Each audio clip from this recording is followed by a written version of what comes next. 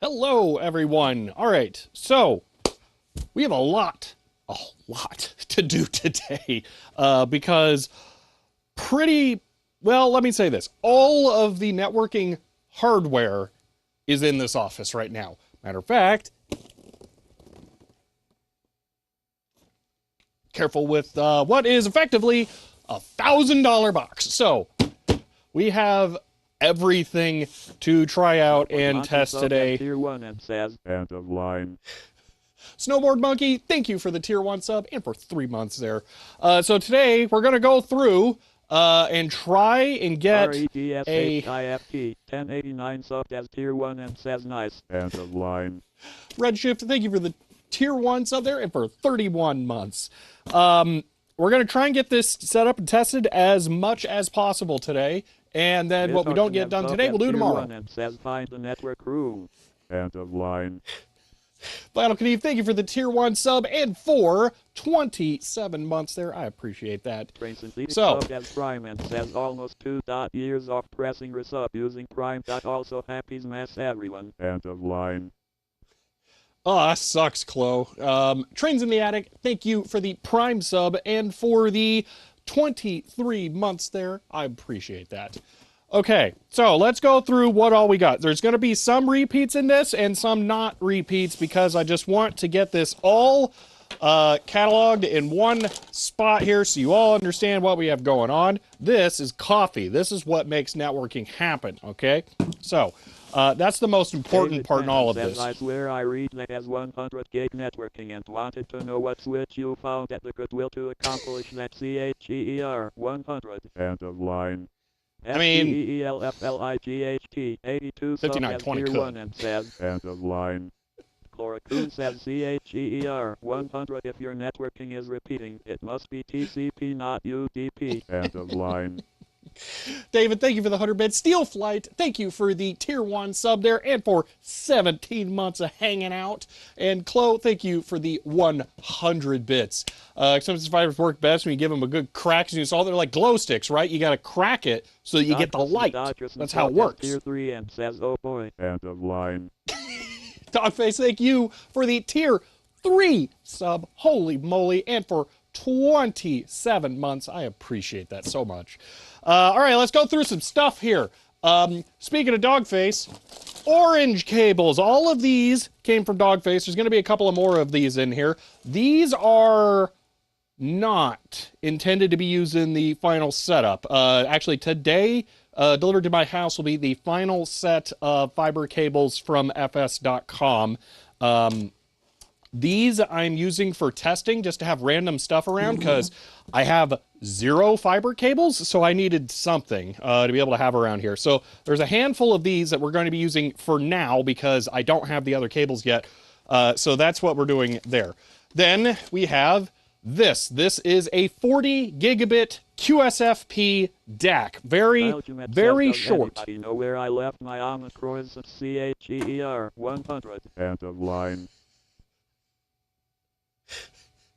Thank you for the 100 bits. So that is a QSFP plus DAC. These are for SFP USP Plus decks. And I'm going to set one of these aside because we're going to take a closer look at that in a moment. So 4 of these, 3 of them are going to be used in the rack. 1 of them, I'm going to be bad, and I'm going to connect my desktop to a switch with. So that's how that's going to work. Speaking of switches, okay, y'all wanted to see proper networking gear. All right, here we go. This is a Netgear. Says here's another bucket of points on the train because and the with the network doing the for no good reason. End of line. So it's a 5-port Netgear. You know, we aren't using this. It's just, you know, whatever.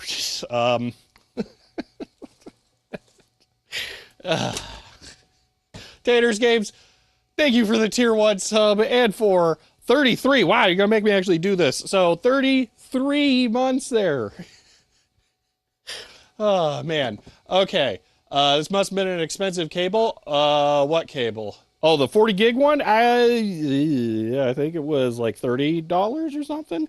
It's really short, which seems spooky, but the 2 servers are going to be right next to each other, so it should be fine. Hopefully, knock on particle board.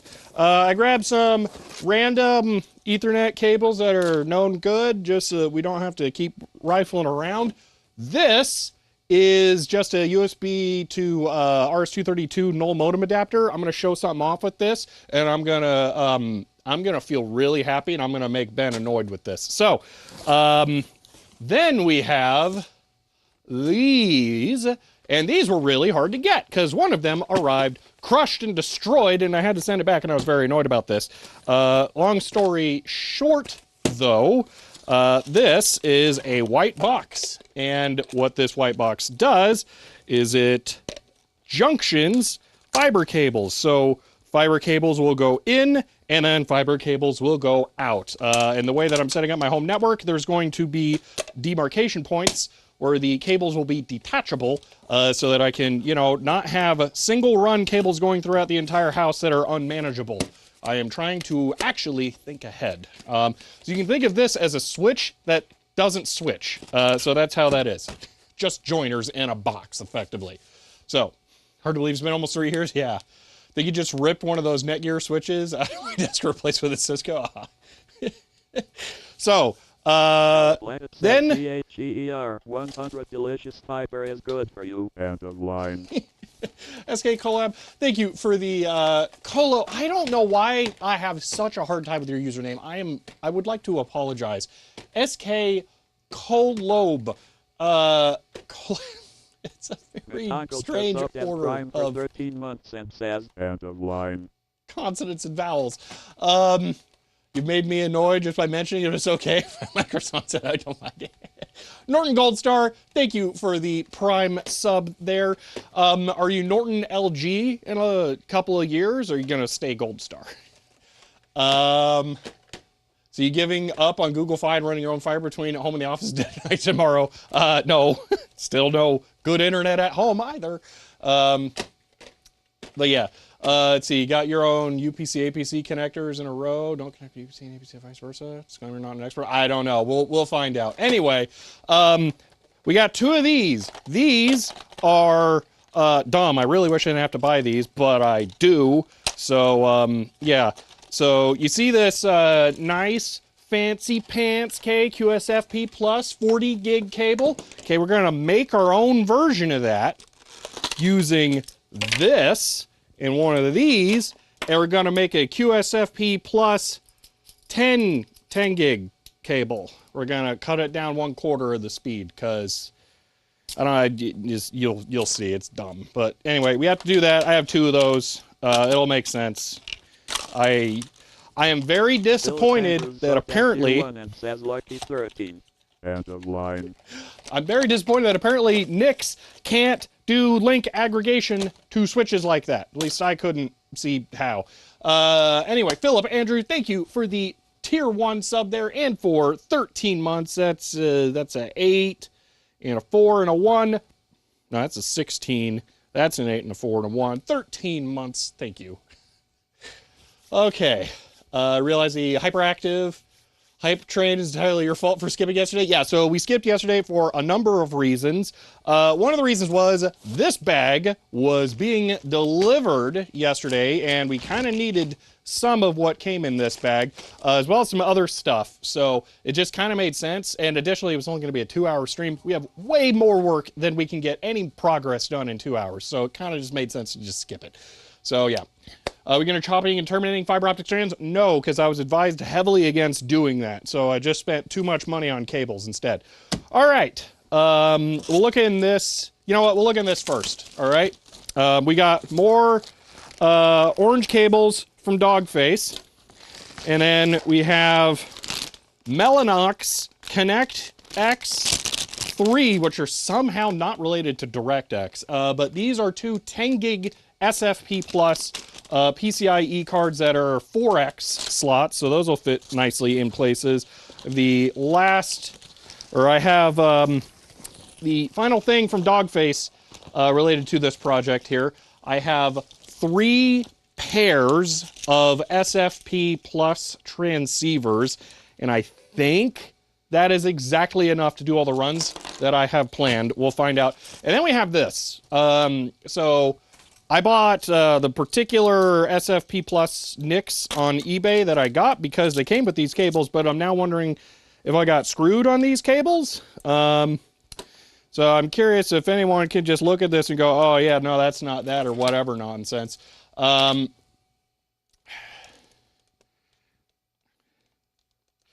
So keep in mind, these are all DACs, but these are known SFP Plus from G-Tech, okay, 10 G-Tech, whatever, SFP Plus. These are random eBay cables, and I'm wondering if these are just SFP and not Plus, because I have no idea if there's like a way you can tell or whatnot. But some is just giving me the vibes that these are just SFP, not SFP Plus. They said they were SFP Plus, but I don't know. So I'm just curious if visually anyone can tell. There is like a sticker. I know SFP is 1 gig, and that's why I am concerned. Yeah, I don't know what any of this nonsense means. Yep, Amphenol, 2 meter. That's a number right there. Same physical connector, no easy way to spot the difference. Okay. Well, I could have seen like this connector design with this like doodad here. Maybe was like depreciated. I don't know. Like maybe they don't use that anymore, or like the difference in how the ramp thing is. But anyway, that cables are just copper wire between the plugs. Well, that would be cool. The part number. I mean, this one. It's APE 1512. Actually, APE 15. No, APE 151 2012 3 KR0. On top of sticker, there isn't one. That's the thing. There are no stickers on these modules. The other one that's known SFP Plus has a sticker. These don't. That's the thing. Anyway, we'll find out. We'll test them. So I haven't seen that slidey bit on any of my SFP modules. Yeah. Rotate the sticker. Part number was farther. Oh,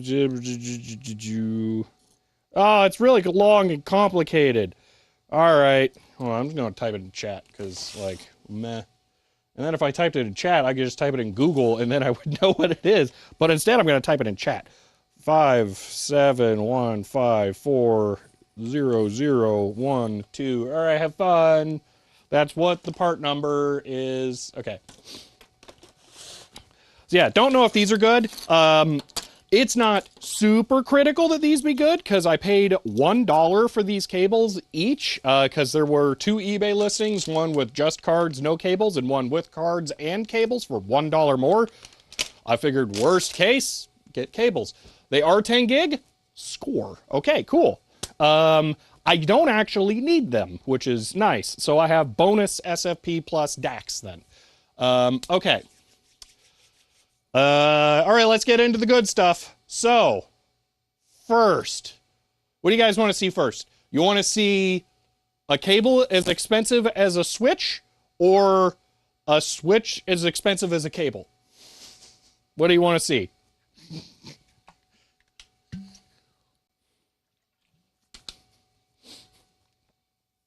Monster cable. That would have at least justified it for being dumb. All right, cable it is.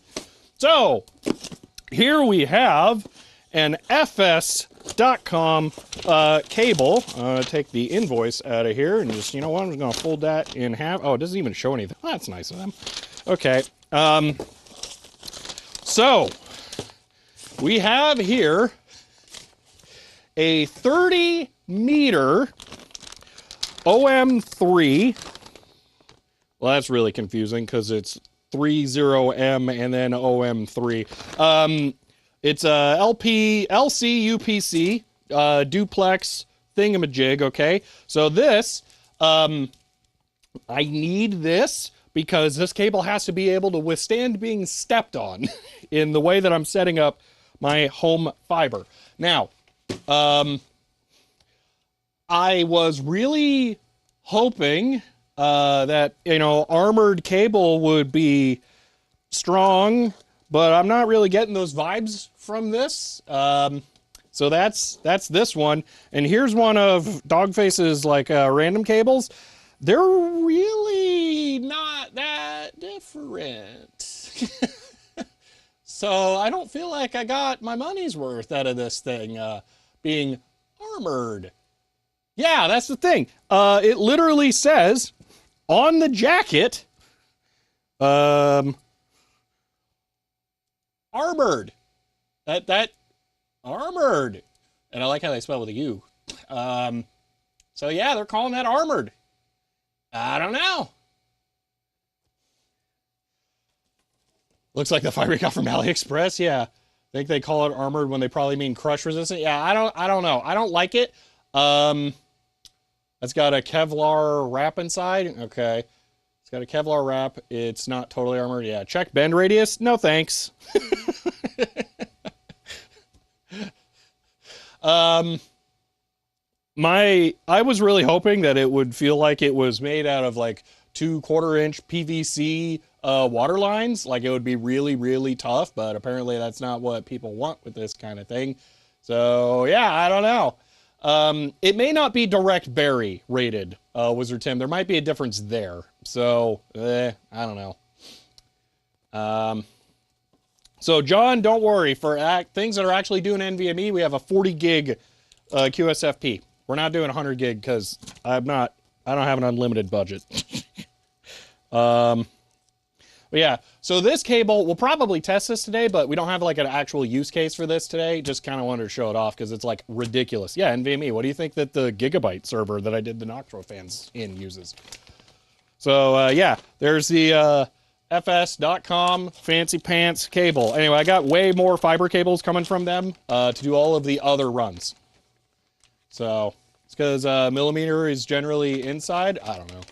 Tell there's a bunch of IT folks here, can't you? Yeah, I know a lot of you know how this stuff all works and stuff. What's really funny, okay? So this is a thing that I have to explain to people.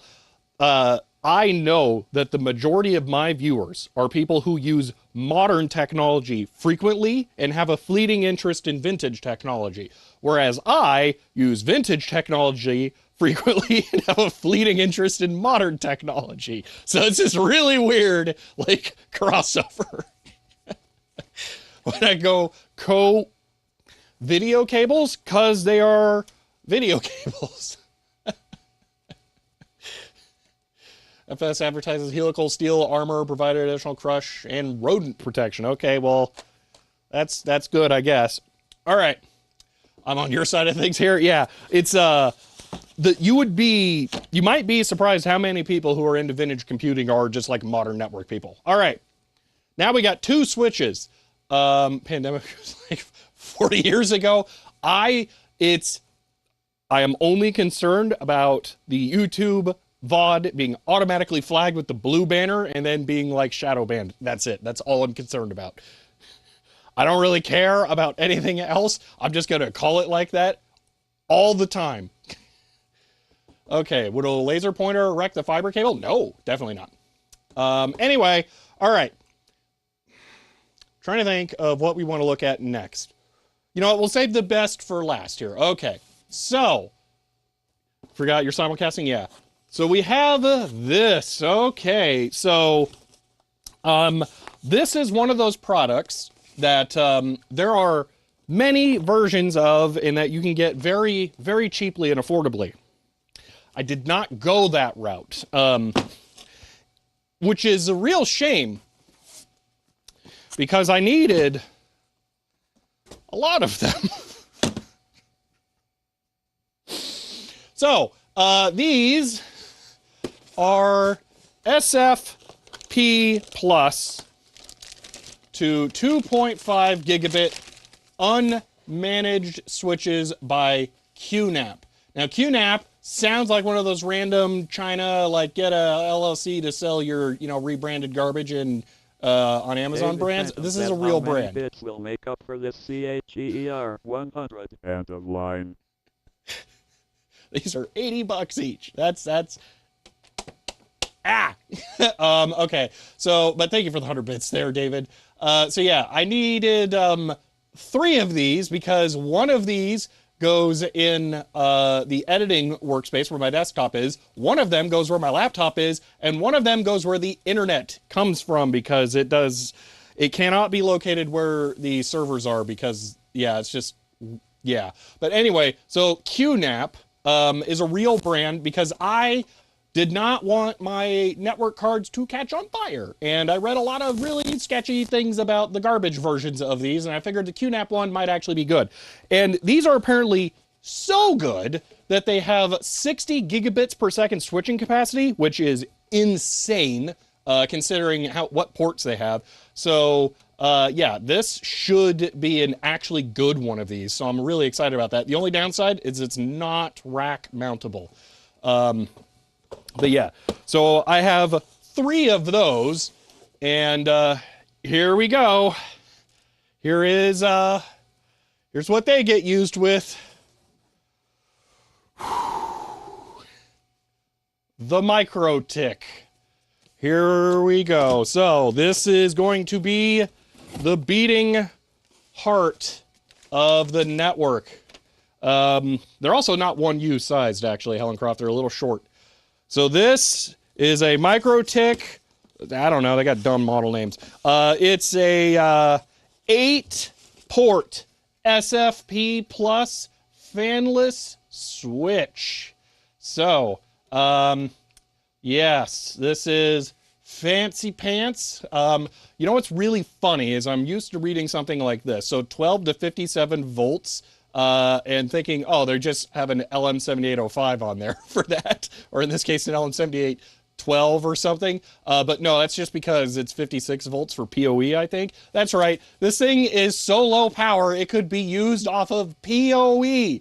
So, that's how ridiculously power efficient this thing is compared to the HPE 5920 that I was going to use instead. Now, HPE is 350 watts at idle, roughly. This is 17 at max, so it's slightly different.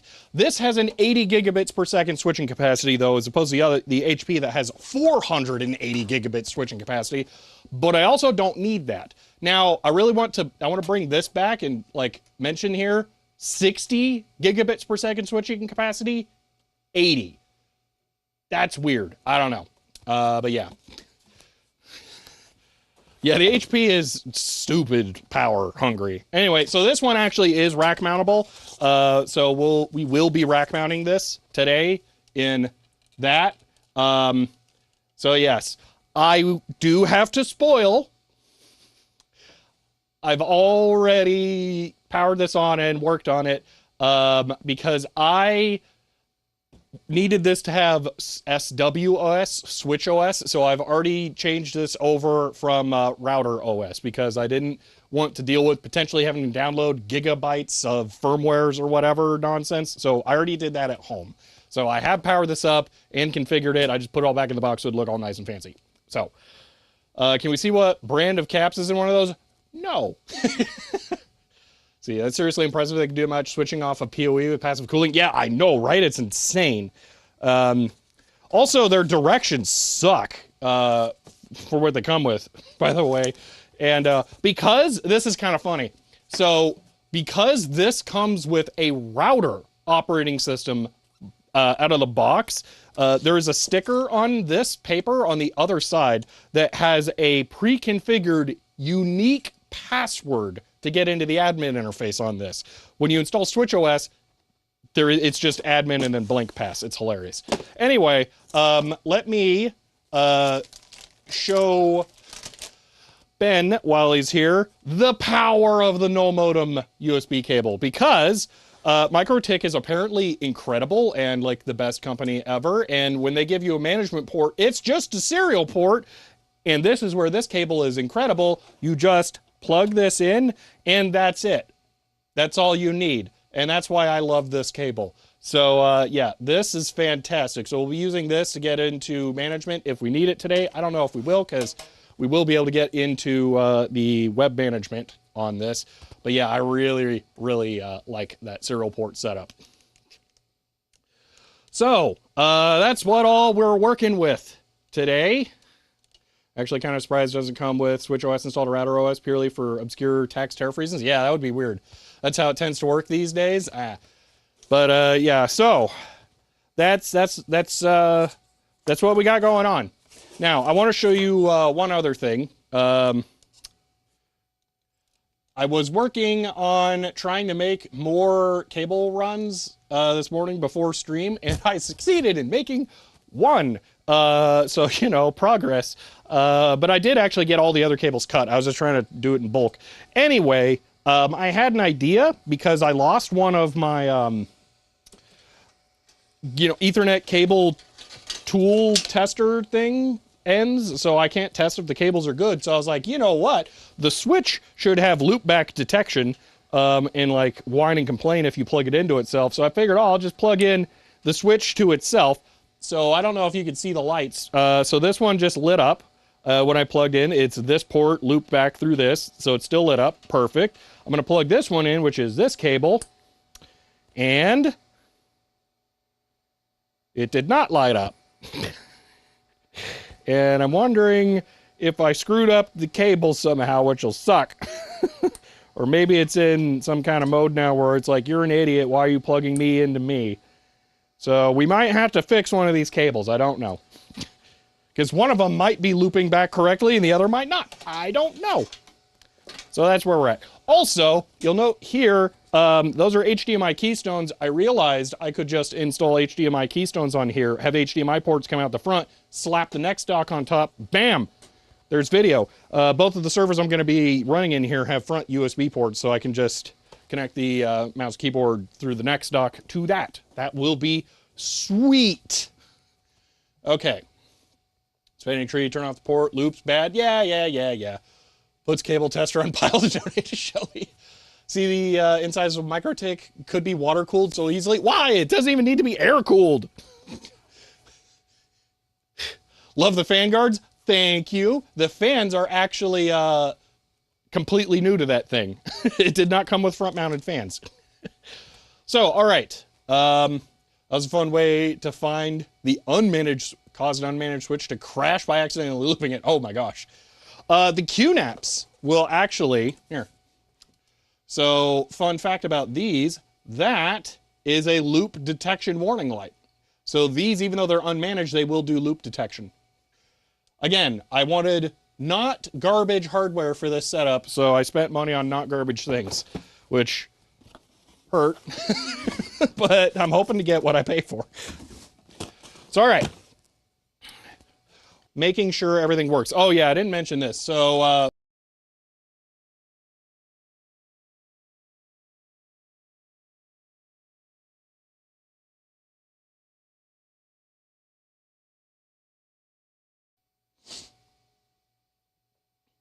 that was weird. I don't know why we lost the network there, because my remote desktop stayed connected for my server the whole time. Oh well. Anyway, for completeness, the last thing here, that is an Aruba 2920 network switch. It has SFP Plus on the back, and every port on the front is 1 gigabit. I'm going to be using that for local management control of things in the server rack, which is going to include the 2 servers that'll run in there and a UPS, maybe, and then well, the UPS is going in there, but I don't know if I'm going to have Ethernet management for that. And then any other ancillary things that'll go in there too. So, pull over F wins, yeah. So, that is what we're doing. Now, like I said, we're going to do Baby's First Network setup here. So let me explain what our test environment for today is going to look like, because we have several goals to accomplish. So let me just clear all of this off for other projects I wish I had time to do. Okay, so here we're gonna have internet. Okay, so this is the office network. Now keep in mind, all of the hardware I'm showing you here is never gonna do its own routing. I'm gonna have another router that's just part of the actual home internet existing network infrastructure that will handle DHCP and stuff. So this will be DHP and everything else. So this all is going to be connected to a QNAP box over right now 1 gig, but those are 2.5 gig. If I ever get better internet at home, I'll have 2.5 gig direct to there. This will then be, you know what, I'm going to use different colors because I have different colors. Why not? So we'll just say blue is 1 gig, whatever. The QNAP will be connected over 10 gig to the MikroTik. All right. The MikroTik will have a direct SFP connection to the Aruba, but it doesn't really matter because the Aruba kind of sucks, but you know, I might as well just have that anyway. But then there will also be a 10 gig connection, and this one I'm really curious to try today, to one of the QNAPs again, and then that QNAP is going to connect to my laptop over 2.5 gig, because my laptop actually supports 2.5 gig, and I've never been able to use it. I kind of tried to set that up 2 days ago, and I couldn't get my laptop to detect 2.5 gig. So I'm curious how this is going to work. Was the QNAP a NAS? No, it's a switch. It's this. It's just a switch. Let's see, where's the rack and the Raspberry Pi GPS time server? Yeah, I don't think, there may be a Raspberry Pi at some point, but that's currently not planned. Okay. See, Twitch hates me as much as it did yesterday, lagging like nobody's business. Oh, that's unfortunate. So, okay. Then, other hardware. Well, from the MikroTik, we're also going to connect to, you know what, let's do it. Why did I use my finger? We're going to connect to server, the Gigabyte server. So that's Gigabyte server. And then we're going to connect to the Xeon server. That's the 4U one. And then between those two servers, unrelated to everything else, there will be a 40 gig connection like that. So we can set this up in the office today. That's the plan. We have 234S as Prime for 13 months and says end of line. We have all of the hardware for that. Black Simon, welcome, Raiders. Hello. Hope you guys were having a good stream today. We're doing a lot of networking stuff today. So I have a server rack right here. That is an NVMe server. That's just some random 1 gig switch. But we're going to be installing a 10 gig SFP plus MikroTik switch, and then 2.5 gig to SFP plus breakout switches for some different things. We might even be able to get to some 40 gigabit networking today. That's on the docket, at least today or tomorrow. So that is everything that we're working towards today. But I hope you had a good stream there, Black Simon. Yeah, and right before you raided, EBTechie234, thank you for the Prime sub. I appreciate that. So, all right, it's 40 gig direct attached copper cable. It is indeed, yes. And that is unfortunately not going to be DHCP'd. I really wanted it to be, because I wanted to avoid having static links in this setup. That was the whole point. But NICs apparently aren't great at link aggregation, so oh well. So, yeah. Let's see. And so how is the 10 gig going? So I've only done one test with this over 10 gig so far. We actually just unboxed everything, so everyone watching here can follow along with what it is we're working on. But yeah, we're about to start setting up the test area routing that we're going to be doing here. So yeah, how's iPerf 3? So here's the thing. I don't know what that is because I am not a sysadmin networking person. The secret is I know nothing about networking at all, and that's an open secret because I have never been a sysadmin person. I come from modern computers on the software development side, so I know nothing. You also know nothing? Ah. Linux bandwidth test tool. Ah, okay. But yeah, so we're going to set all this up, and I'm just going to hope for the best. But yeah, I think we can start putting the rack ears on the MikroTik now, though, because we're going to get this set up, and then we're going to connect one of the QNAPs to the internal network of the office to try and get some networking going on there. It is a pure coincidence, Digital Ice Age. I've been planning this for, I think, months. And I've not looked at anyone else's network topology kind of stuff for inspiration. So, let's see. That's the spirit, yeah. This is why he's so optimistic about getting this done today. I said today or tomorrow, to be fair. So, all right. Let's go ahead and get the rack ears on the MikroTik. So we can get that in the rack and start setting it up here. How much Linux kernel syscontrol tweaking be involved to get things actually running at advertised speeds? I'm a little concerned about the 2.5 gig on the laptop.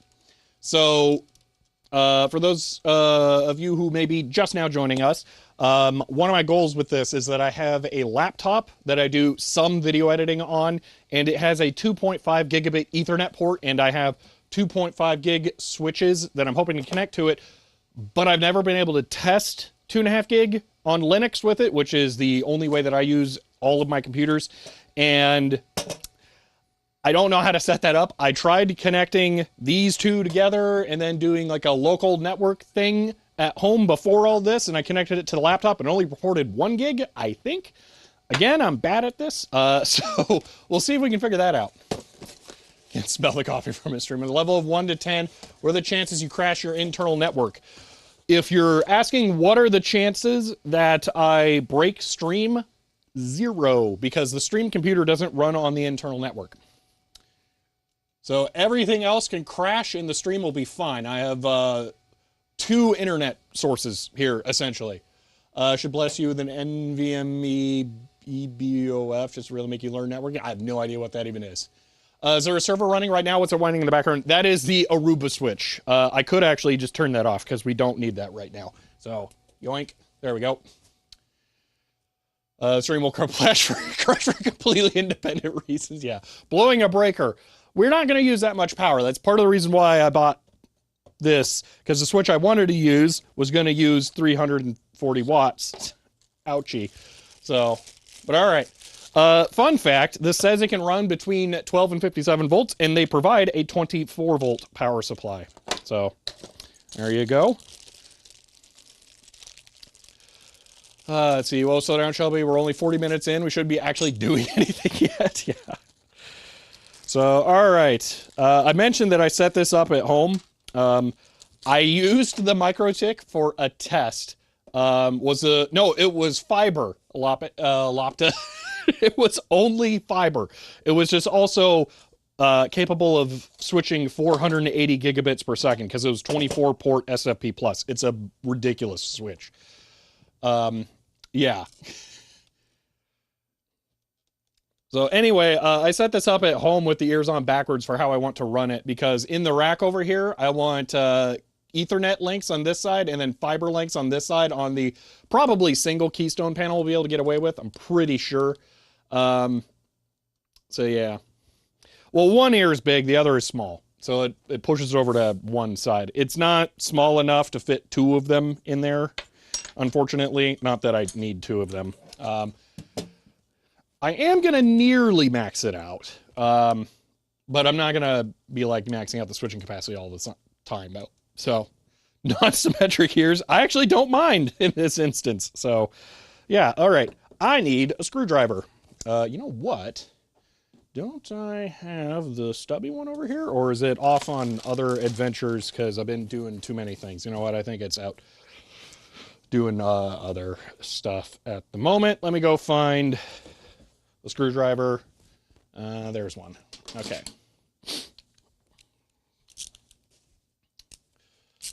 Okay. Is this appropriate? I think it is. Okay. Guess it needs room on the one side for the cloud. Yeah. Okay. Have an IBM Sand you can have that ticks all the boxes. Fiber channel. 350 watts at idle with no drives and screaming loud fans. Oh my gosh. Yeah, I don't think I can. I cannot run that. Switch has mounting holes for rack ears and no ears. Oh, that's unfortunate. 1080 soon. This is all for home networking. End of line. David, thank you for the 100 bits. This is all for home networking only. I have pushed the ball rolling on possibly getting fiber internet to the office, but there's only so much I can do. So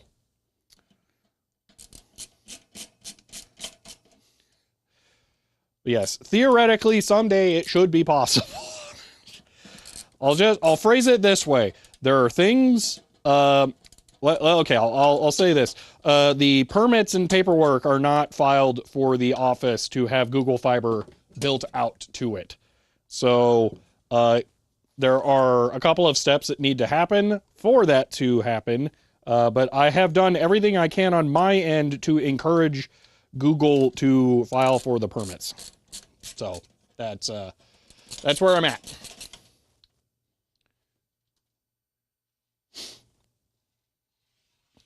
See. I don't think lack of something or another reason for only 720p streams. I don't know what the STMP whatever thing is. But yeah, it's just internet no good. Literally only because I will use too much bandwidth or too much data cap. I have the bandwidth, I just do not have the data cap. Do you edit with proxy files in DaVinci Resolve when you're cutting the 4K dailies? I don't consider them dailies because this is just not how I work. But sometimes, and that's part of why I want this upgrade, because I want to see if I can not. But yes, I always generate proxies for every single video I do. With this, I may not need to. Right, providers suck in the commercial setting. Might talk to other tenants in the building sometimes. Takes multiple orders to grease wheels. I've already gone to the maximum top level I can. I'll say that. Okay, so that's all racked up there. By the way, I hate the texture on this. If any of you have dealt with a MikroTik switch and know what this texture is or are aware of what I'm talking about, this is the texture of a TRS-80 Model 4 or my TRS-80 DT1 and why it is impossible to keep the paint clean, because this is a very rough textured surface. Like, I don't know if this will actually show up on camera, especially at, you know, like -3 megabits per second. But it's really awful. I hate it. Anyway, let's go put this in the rack, because then we can start doing weird stuff. It's exfoliating, yeah. Everyone just needs to have better networking in my whole place. You just quit? Well, congratulations. Okay, let me click or enable this camera. That was wrong. Wait, why was that wrong? Oh, because I need to click that too. Boom. Okay. Powder coated? I think it is. Yes. Like it's powder coated with sand. Exactly. Yes. Okay. You know, it's that kind of day when I'm putting my coffee in my pocket so I can walk around with it. All right. So the MikroTik is going to go right here. That does not fit very cleanly. End of line. One moment here. I'm gonna just do that. That coffee. Gosh. Um, Kazuto, thank you for the Prime sub there and for 25 months. I think that's right. Yeah, yeah, it is. Okay. One moment. I'm just gonna make it easier for me to see that kind of stuff over here. There we go. 5 pound sledge got a twit, or I could just loosen the screws on the other things and not wham it in.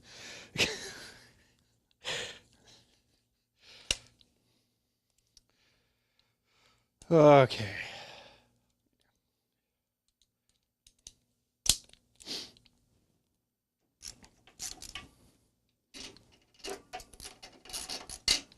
There we go. Better. All right. Ooh, look at all that stuff. All right. Got this tighten back up. And for those of you who may have missed the previous streams where we were setting up this rack, enjoy my glorious rack that does not use cage nuts, and I just have threaded holes. Ha ha! This is the past that you all ran from when you could be living in this gloriousness. This isn't top heavy at all. Don't worry, there'll be a giant UPS full of batteries on the bottom.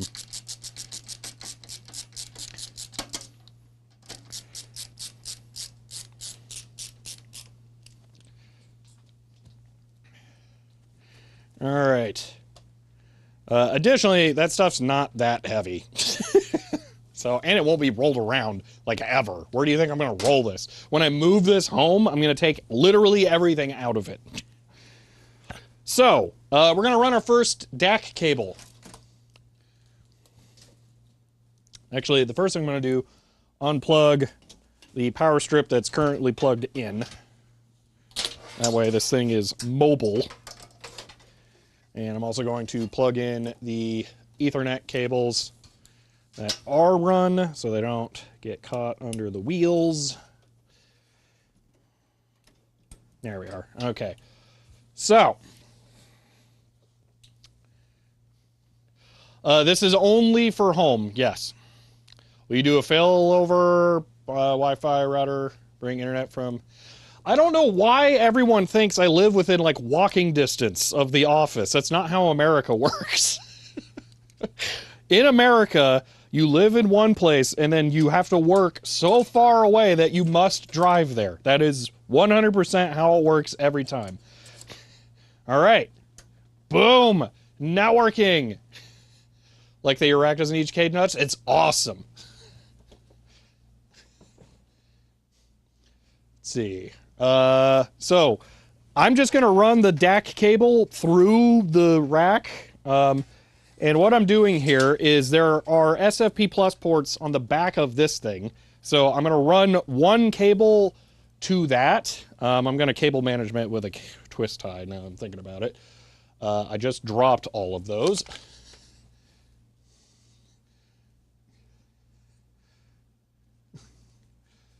Oh, is that your uplink for the 10 gig switch? No. That's coming next though. All right, so this is plugged into the Aruba. So this switch and this switch are now connected. And then because actually I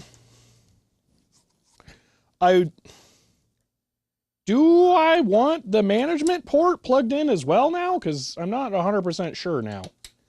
I think I need to. Well, we'll find out. If it complains about like loopback or whatever nonsense, yeah, we'll just, sure. Let's see. You meant to failover on the 4G connection. You have your office Wi-Fi with good antenna. You can pick up some QSL. Worry about. So, yeah, it's there are no good options. When I get real internet here, I will keep the LTE modem, of course, and then I'll have something like that. So. When did you pin a message? You can pin messages here? I didn't even know that. So you drove to my office. My wife would be very mad about the truck in your bedroom. Get some cheap rolls of Velcro strip for cable nonsense. Bam. Yeah, I guess actually I should use that. It's just that it's never going to need to be long, ever. So if it's never going to be adjusted, I prefer to use twist ties because it makes it obvious that that part is permanent and doesn't need changed. So actually I'm going to twist tie the other side of the loop here as well. There we go. So there's that one. All right, first one down.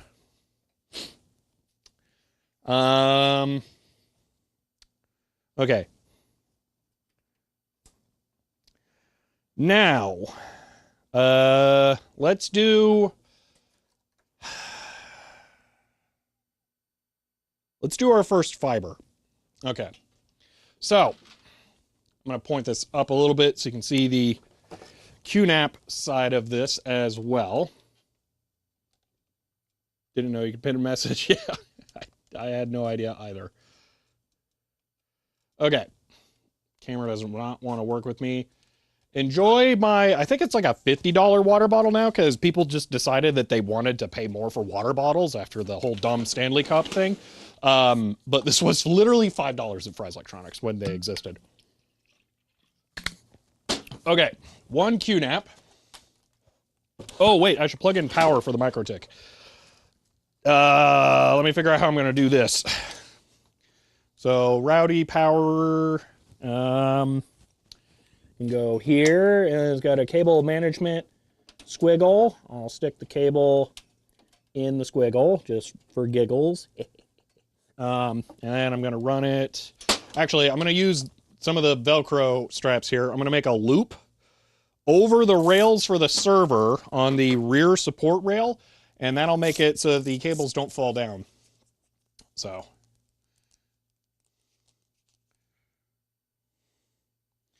All right.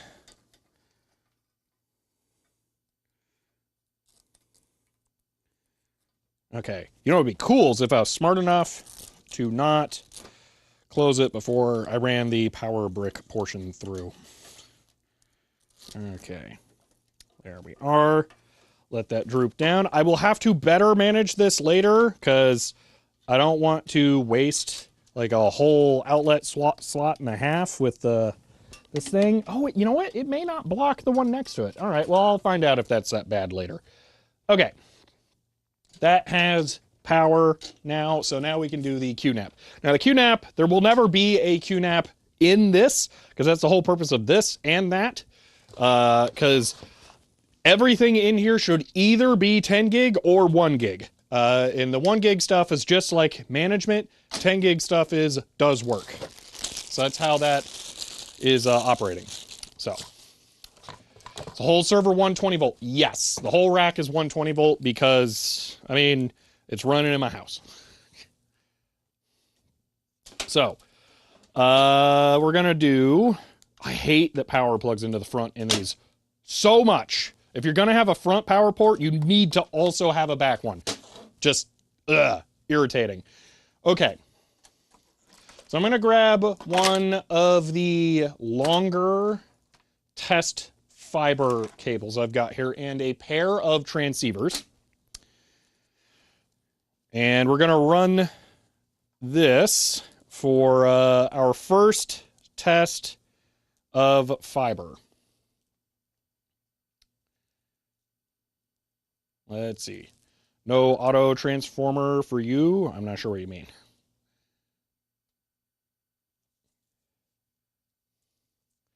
See, people have weird obsession with zip ties and Velcro similar to Imperial versus metric system. Never, ever, ever zip ties. Zip ties are the worst thing on the planet. So there's that. Twist ties, however, can be okay. My general rule of thumb, as I mentioned, twist ties, permanent. Velcro ties, not permanent. So, okay. This will be back to the switch. And then that will go here. This is the one part of this whole setup that I completely dropped the ball on considering, and I somewhat regret it. These, I don't have a good way of managing how they run out of the rack. It completely slipped my mind. So what sucks is I'm probably, oh gosh, am I gonna run the cable through a hole in the thing here like that, and then have it just poke out of the thing in the back? I don't like this, but I don't know of any other good options. Yeah, I could get fiber keystones, but then I need more cables. So, but I may have to do this for now. So we'll do that for now. I don't like it, but yeah. Don't bend fiber, always roll. Yeah. Okay. So that should be that. This is going to plug in somewhere, wherever. There goes the punch down tool. Is this long enough to reach this? Yes, it is. So I get to be lazy. Excellent. Okay. Yeah. Kind of long enough. Okay. So now I'm going to grab a 1 gig Ethernet cable. Probably manage it in cable sleeve, make it look better. Oh, so all I'm talking about is how it exits the rack. That's all I mean. I did not have a strategy for how this stuff exited the rack. The way that it's going to work, and you know what? We can test this too. Why not? Let's just do this. The way it's going to work is this junction box, let's just say that this one is now officially designated, is going to exist in the room with the rack. It's going to be at the entrance to the room. All right. So we can just pretend that it's the server room. Okay. It's going to exist there. I will run 1 fiber cable from the rack to this. This is going to be a 10-meter cable. All right. It will go into a joiner. What? These are weird.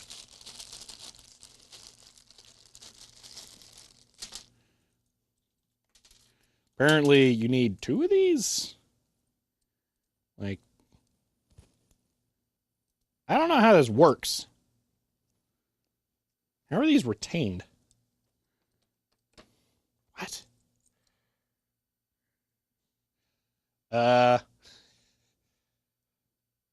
Personally prefer twist ties. Would never use those. This makes sense to use. But I don't know how this works. So this is a push them in there and hope for the best kind, but I don't get this. Wait a minute. Am I? Oh no, I think I know what this is. I don't think I like this.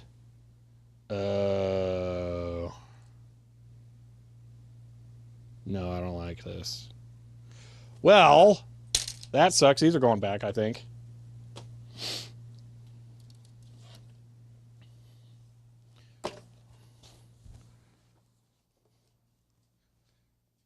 Yeah, Ben, I am, because, yeah, I think I now understand how this works.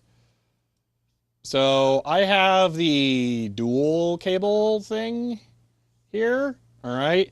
And then I think these are single, so I think I would have to take off this beige part in order to use this. And then I would have to plug these individually into there. I think that's how this works. I hate fiber garbage.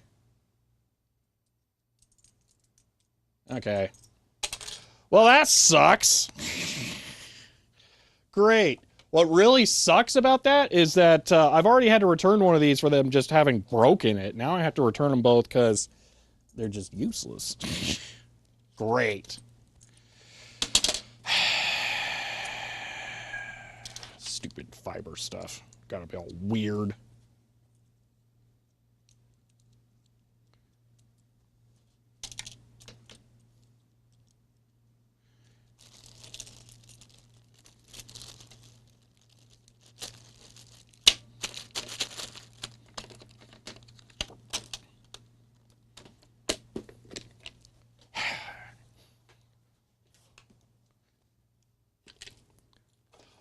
No, Chloe, it's weird. Why are there like 12 different standards for lighting a pipe? I'm not, I mean, I'll take some of the blame, but I'm not taking all the blame on that one. Oh,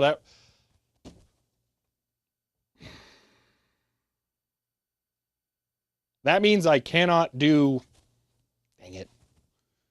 I cannot do my network setup now because I'm missing those. I have to have joiners.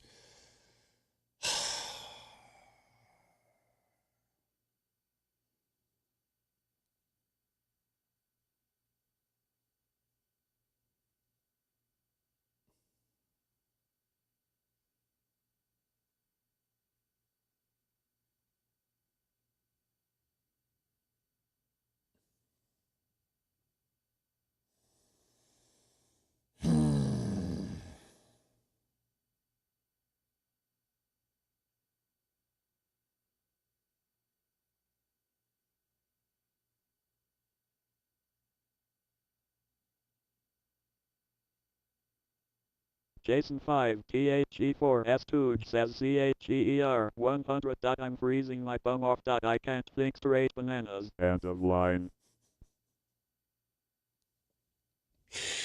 Jason, thank you for the 100 bits there. It looks like GPON connector where it uses one fiber for both up and downlink. You don't have single fiber that reach all the way without a joiner. I had to buy all new everything to make this work.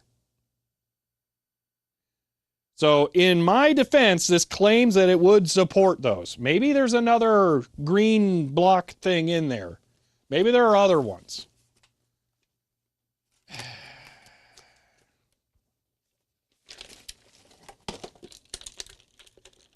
Okay, the orange ones were given to me by Dogface, but none of those are like long enough to do anything useful with. I'm just using them for testing. It claims it supports LC. There are not enough connectors in here for that. Or hold on.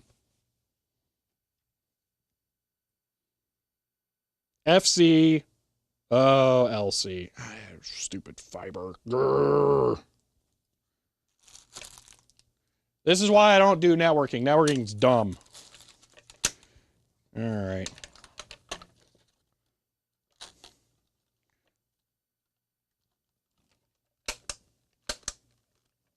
Yes, the connectors came with the junction box.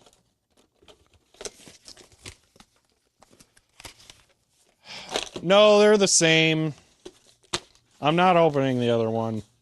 Yeah, the product numbers are the same. That's super irritating.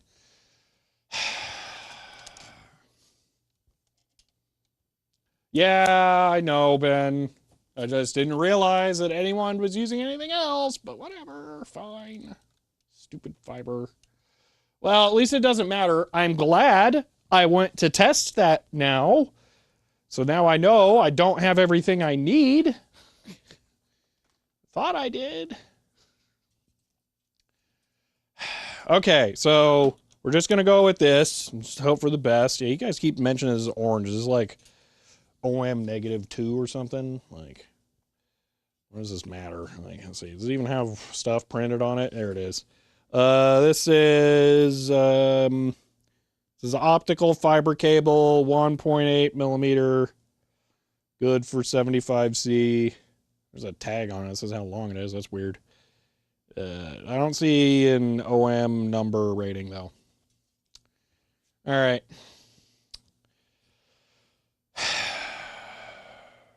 All right, Ethernet cable to plug this into my actual office network. I thought I grabbed it. There it is. Okay. So I'm just going to plug this in down here. I'm going to move my jar of RJ45 connectors. So click and drop and click. Okay. So this will mirror the actual setup at home. So I'm going to turn on power to the QNAP. It takes a moment for it to think about it. Those are OM good enough, okay? It's where you reply to that email you got from your freshly assigned account rep at FS. Anything they can do to help you in exchange for shout out in a stream? I could. Or I could just not.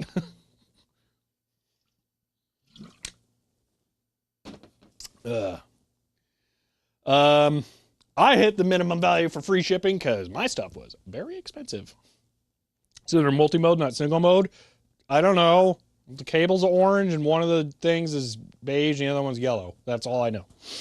Literally, I don't know anything about any of this. Like every now and then I'll throw out a word that means something, but that's just like a coincidence. Okay. So now we turn on the rack. So I'm gonna have to plug this in over here. I want it to not be through that network cable, which I'll have to figure out how I want to retain. Okay. Tell me again why we're doing fiber. Because I'm tired of dealing with the insane power requirements of 10 gigabit Ethernet. And it makes everything so much more expensive.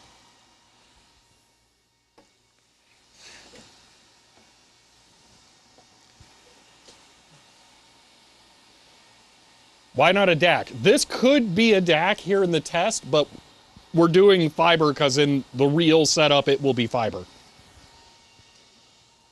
This is not the run that will have the armored fiber. Yeah. Also, I find it hilarious on the QNAP, you get the ew gross indicator LED for 1 gig. And you get the, yeah, that's what I'm talking about, LED for 2.5. What disaster have you missed? I'm not sure. All right. Is this in the way? I feel like it is. Okay. So this is gonna take a moment to figure out its life. I think I now need to get my laptop out and set up so that we can try connecting to stuff. So let me work on that for a moment.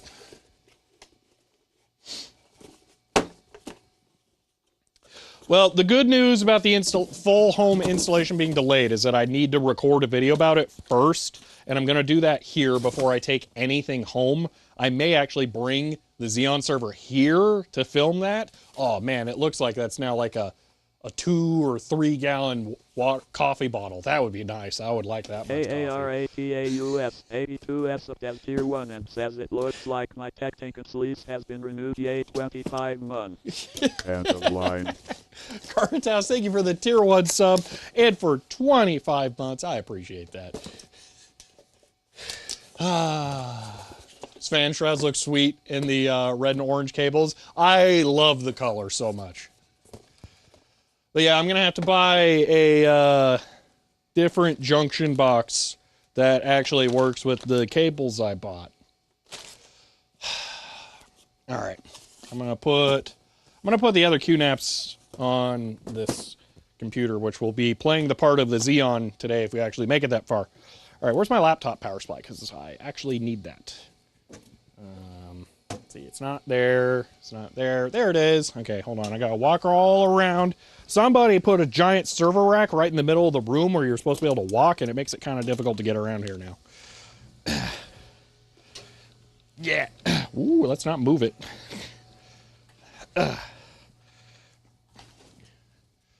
All right. Let's see. We're well into 16K technology and 10 gig Ethernet. Okay. What's this?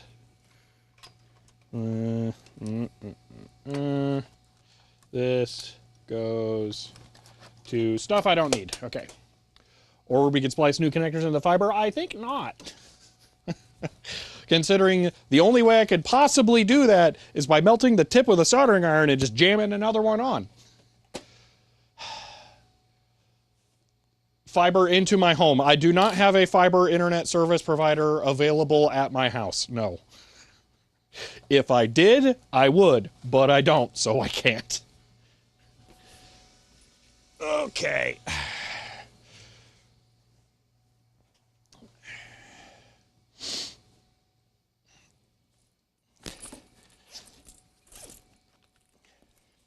All right, so what I'm doing right now is getting out the green laptop on that setup. So this laptop has a 2.5 gig Ethernet port, and I want to test that I can actually get 2.5 gig through it.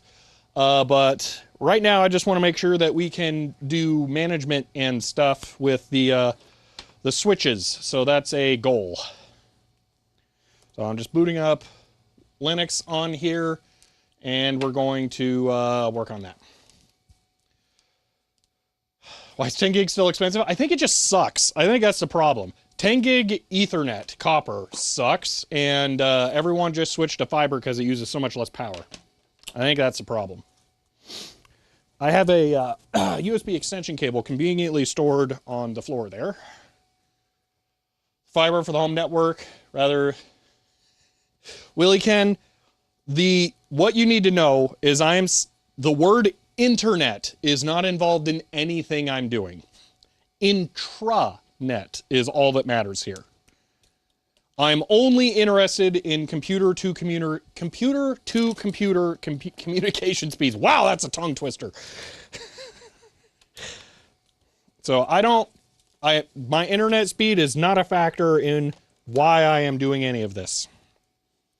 Which is probably a point I should really, just absolutely hammer down in the video. So. Spaukin subbed as tier 1 and says 11,111 almost. End of line. Spooky, thank you for the tier 1 sub and for 31 months. Final single hand number count there. Thank you so much. Internet is all involved in it. Yeah. Okay. Okay.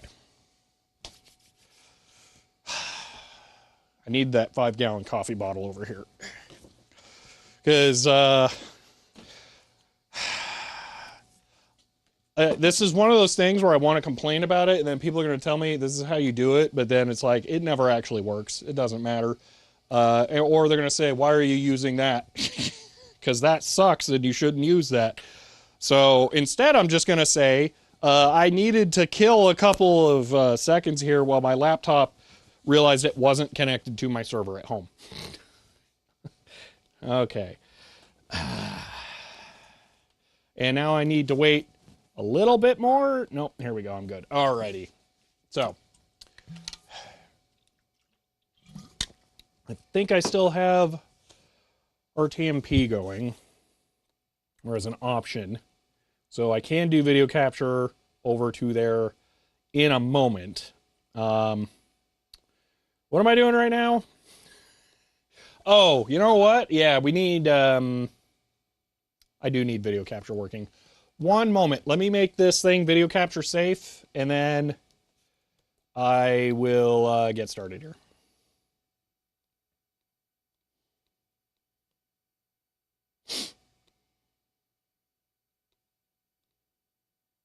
Okay. You know what? I can use a real mouse on this thing. Guess I'll stick with my 1 gig switch, old Cat 5 cables, tier 7 PCs. Yeah. Okay, yeah, this was outrageously expensive. Do not recommend. The only time you should be considering doing any of what I am doing here right now is if you know you need it. You don't need to do this until you know you need it. Okay. Scene collection, desktop. That doesn't actually look like desktop to me, OBS. Oh, because it was trying to do the other monitor. Gotcha. Okay. Profile. We will do SRT. And then this, settings, video.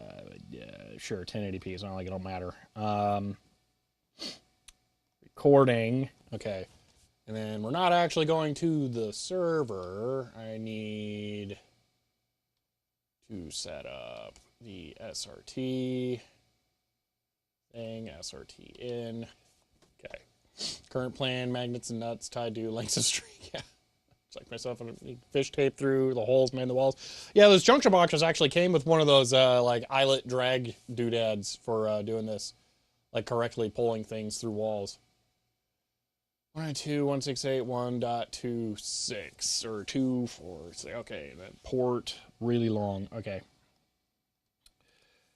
92168.1.246 colon 10,000, I believe. That's 100,000. 10,000. Okay, then it's mode equal caller. Mode equal caller. And I don't remember any of the other stuff. So we'll just hope this works. Apply. Okay. Start recording. And then, is that working? It doesn't look like it. No. Drat. Okay. I need this tablet. So I can learn how I set this up. One moment. Go to the SFP IOC cable router. Fiber cable with connectors. There's a lot more we have to go through still to set this up where you understand what the scale is of what I'm setting up. But yeah, all I know is vaulted ceilings make this a pain. Yes, no, this sucks. Yeah, that's another fun thing is that I have vaulted ceilings at home to contend with, which is why the 30-meter what idiot didn't turn this off? Dang it.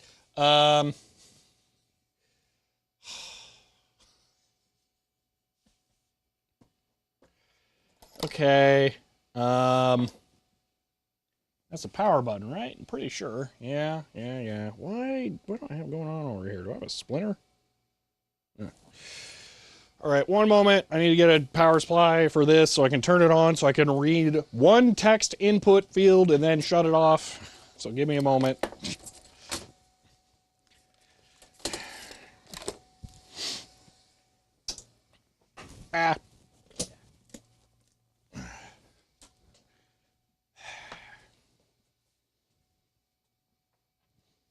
Next dead device, the battery's just not charged. That's all. Let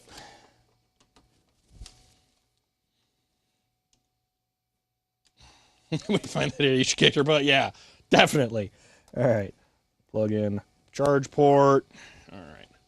Oh, you know what? I just realized a Dell power supply with a Dell laptop. Yeah, you should be real happy together.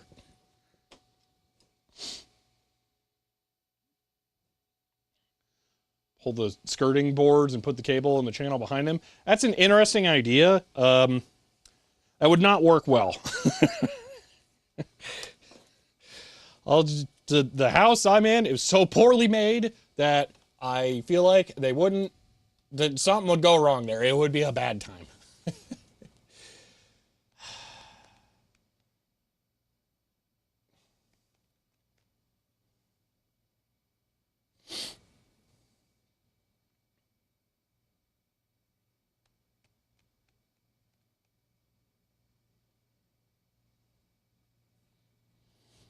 All right. So, for those who don't understand what it is I'm trying to do, I'm trying to do, this is a really dumb idea. Why am I doing this?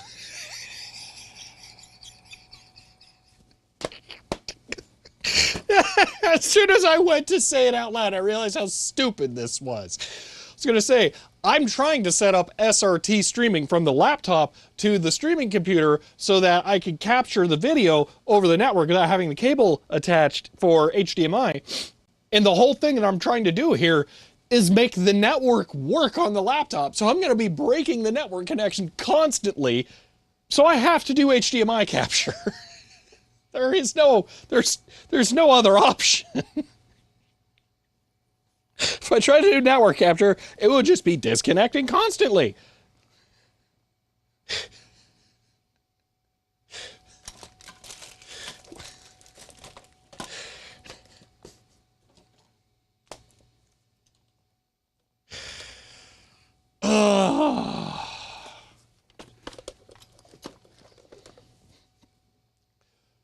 Use Wi-Fi for the capture part? It won't matter because it's going to keep messing stuff up. Just one moment. I want to see if I put a thing over here. I bet it's in my bag. It's probably not. Over there. Ooh, that one's kind of handy, but not what I'm looking for. Okay, I'm guessing it's in my laptop bag. Ugh. All right. Let me make sure I have a spare, yeah, HDMI cable for capture. Perfect. And then I need a doohickey.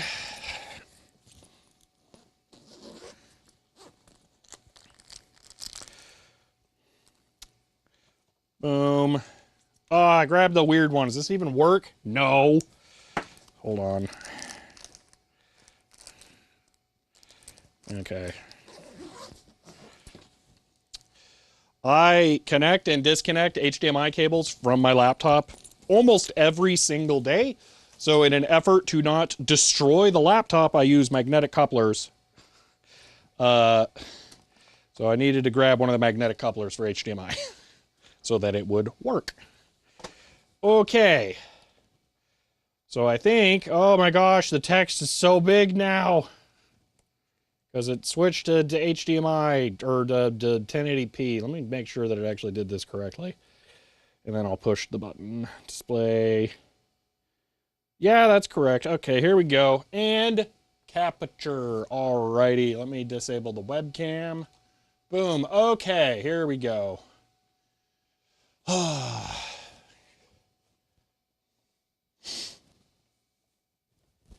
Okay. Dude, I really hate Stack Overflow nowadays. I'm getting to the point where if Google had blacklisting domains and searches, they're almost on the list to get blacklisted. It's so irritating. Every single time. What cookies do you want to enable? Do you want to sign in with Google? Look at all the ads. It's just, ugh. Did not know you get magnetic HDMI adapters that don't ruin signal integrity. Today I learned, yeah, actually I run 4K 60 through them constantly. It's great. I also had one for USB-C that I would run other high throughput devices through, but the magnetic connectors I was using for that, the pins on the like card edge side of the USB-C were apparently not fully flush, and some of them got bent back, and it was really weird as it was working still without some of the diff pairs until one day that I realized that it was like not working, and then I looked at it, like a whole bunch of them were folded back all the way to the back of the connector, and it was preventing the last couple of them from still connecting at like USB 2.0 speed or whatever it was. So yeah. How's 1 gig increased bandwidth of older PC from 1 gigabit to fiber? I mean, old is relative. If you have PCIe, then you can just get a 10 gig fiber card like this. If you don't have PCIe, you're not getting anything over 1 gigabit. Okay. Yeah. All right. What am I doing? Oh, yeah. Hold on one moment. I need to push button. Okay. I'm going to log in to the Sneeze.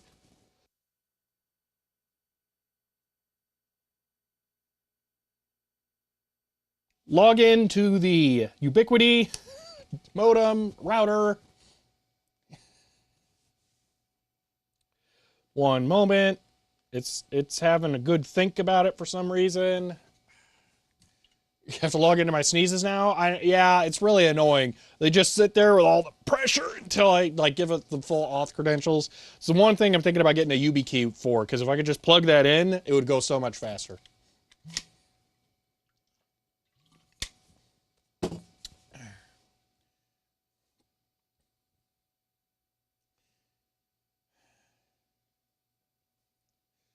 Well, PCI-X is like a whole other thing.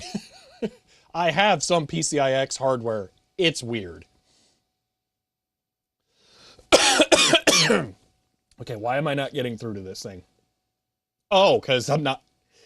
Niploid says CHER. Yeah, let's just disconnect from Wi-Fi. Average human sneezes out 30 centimeters of blood every year and eats 1 gallon of spiders in their sleep. End of line. Nibloid, look! It's MicroTik! And thank you for the 100 bits there. We're setting it up right now. I don't know if you were here earlier. So I'm shouting it out. I'm gonna route just a network cable from the QNAP to the laptop, just so that we can actually test 2.5 gig. So I don't know. I think you can see the LEDs. So I'm going to call this out again. This is going to a 1 gig port on an actually nice Netgear switch. It's in the office that I was sent. So that is only showing the orange LED right there. But I'm going to plug this cable into the Ethernet jack on the laptop. And then I'm going to plug it into the other port on here. And we will get the green one on this side. No orange one because the laptop actually supports 2.5 gig. So we're going to get internet through this, but I don't think the laptop's actually going to show up as 2.5. Very annoyingly. We're currently not involving the MikroTik in switching, but we'll get to there. So we just need to throw in another QNAP, which there's 2 more right there. Still take Linux over Windows any day of the week. Oh, yeah. From the whole whining online, I was expecting Windows 11 to be some... I don't know, Digital Ice Age. I ran Windows 11 for 1 month when LTT did their We Used Linux for 1 month video because I wanted to... I was contemplating making a I used Windows for 1 month as a Linux user video, and I hated it. There were a couple of times I actually had to drop back to Linux to be able to do things. So that was interesting, but yeah, it's not me. Gotta love how Network Switch design says 2002. Always think something looks older than it is. Oh, is that you think the MikroTik looks older? The Aruba looks, I don't know, to me the Aruba looks brand new, but it's like 2016. So in network land, you know, it's being put out to pasture. I mean, which is why I bought it at Goodwill, literally. What am I doing? Oh, I'm signing in to a thing, and I don't want you guys to see that, which is why we are not doing video capture yet. Okay. This, and then this. Okay. We're ready to do video capture. Boom. That's not it. That's still not it. That's it. Okay, there we go. Give me 1 moment, though, because I need to blow my nose after that sneeze. So I will be right back.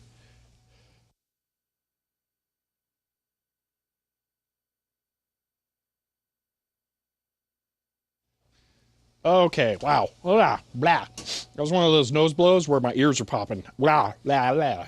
Okay. Ugh. Okay. Ugh. So, what I want to see is, yeah, I'm sure there's issues. There's always issues. I want to see, let's look at topology. Wow, look at it. It's MikroTik. Yeah. Anyway, this. So that's cool. What all does it say? This is like crazy. I got no idea. Anyway, they're gonna buy an M4 Mac Studio when that comes out. You're gonna get one of those stands that let you push a power button somewhere else. Okay. What am I trying to do here? Oh, I wanted the MikroTik so I could figure out what the configuration port is. That's not the model number, as far as I'm aware. No, it's not.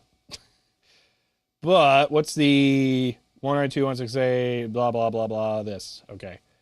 So, copy, and then paste, and then go. It's MikroTik! Yeah! Look at it! MikroTik! Okay. So, we have SFP1 going to the QNAP there. I am figuring when I get home, I will just rename these to like the rooms where the QNAPs are. I think that'll make sense for, you know, my purposes. So that all is sweet. But what I want to show is that I should probably uninstall Docker because I got garbage here. But this, I believe, is my Ethernet, and it's QLEN 1000. And that's what I don't know how to fix. How does your Unify do that? And mine absolutely refuses to acknowledge anything that is a Unify Ubiquiti Edge router. I don't know.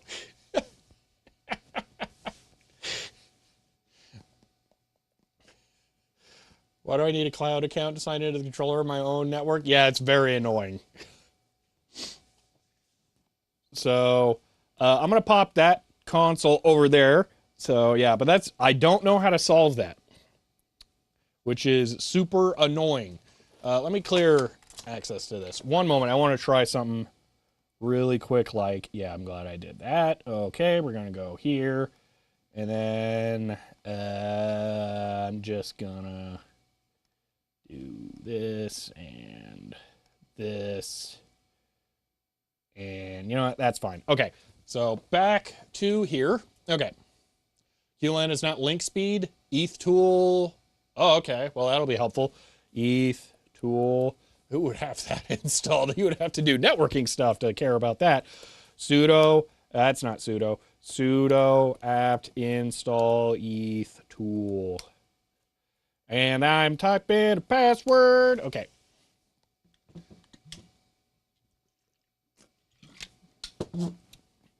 ETH tool. The thingamajig. This. I really thought QLAN was the speed. Okay. Holy moly. Advertise modes, supported link modes. Speed. Is that actual speed? So it's getting 2.5 right now? Is that what I'm seeing? Stream started amazing, time accurate. You know, YouTube, they don't have a lot of servers there. Oh, sweet. 2.5 on the laptop. Okay. So,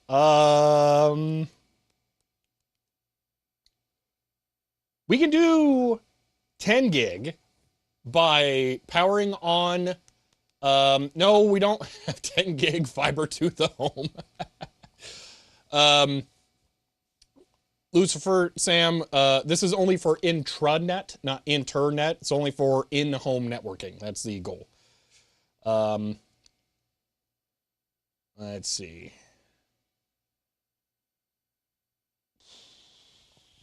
So, all right, I am going to, I think we should try turning on the server. I think we fire up the gigabyte server connected to that and try to network to it. Helen Croft, you just gotta pour salt in that wound like that. I mean,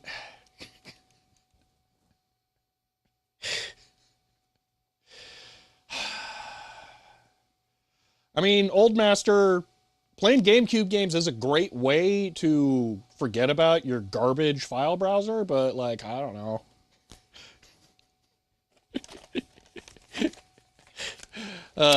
No, Dolphin is excellent though. Yeah, I can highly recommend that. Yeah, I think, yeah, Linux Mint file browser, very crash prone last month, switch KDE. I'm always going to push KDE every time. I love KDE.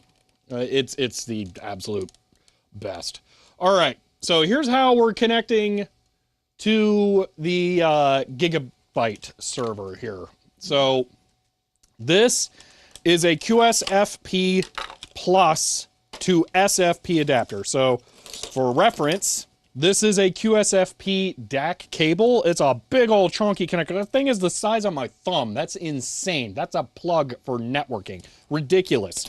But this is 40 gig. It's essentially 4 lanes of this. Like, I think literally, actually. But I need to be able to switch off of the QSFP Plus card because I have 2 ports on the 40 gig card and I don't have any 10 gig ports.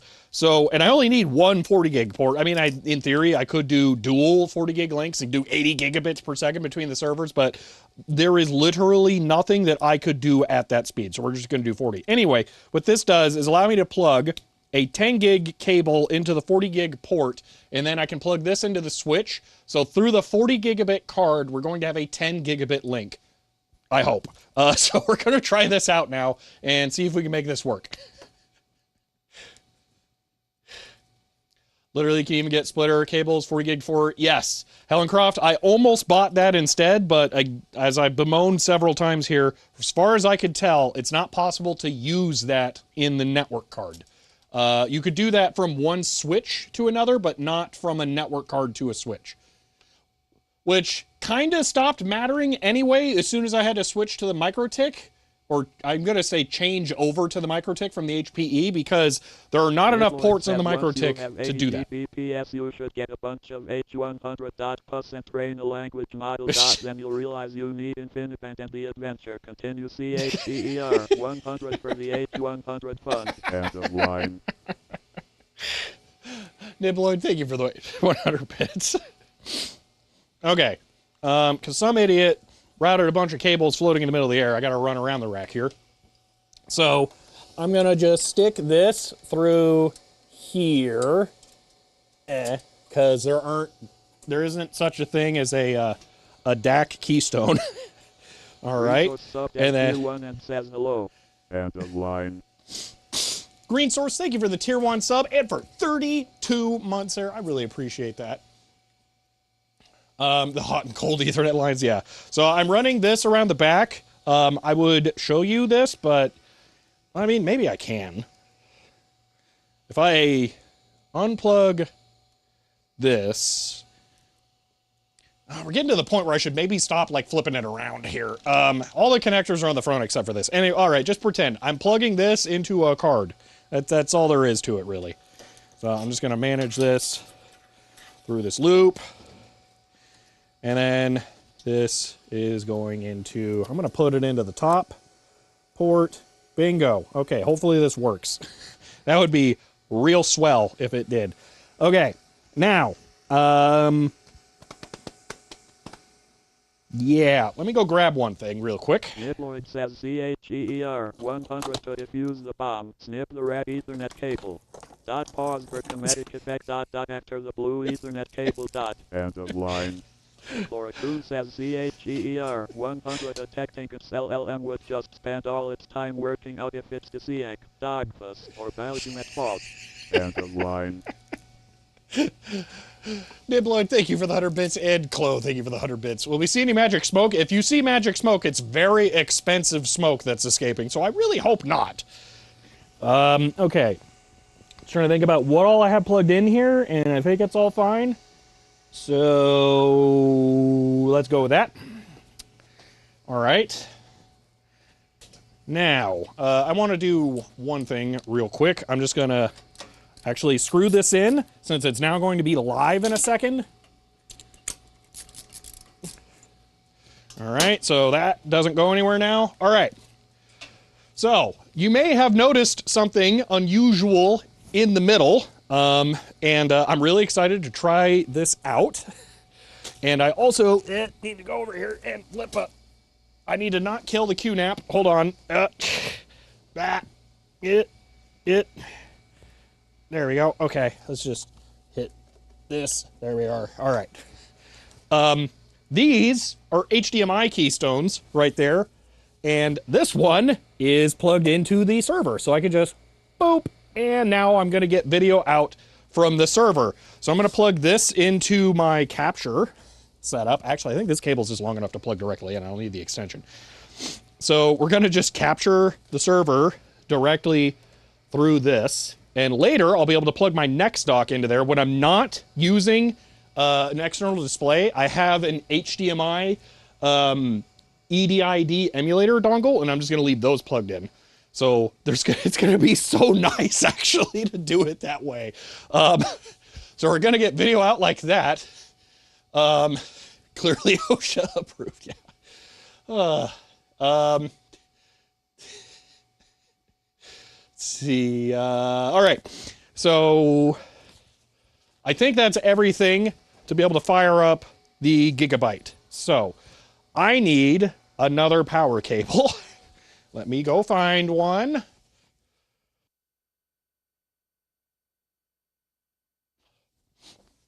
All right. And in here. That looks too chunky to be a power cable. Oh my gosh, that's a power cable? Sure, why not?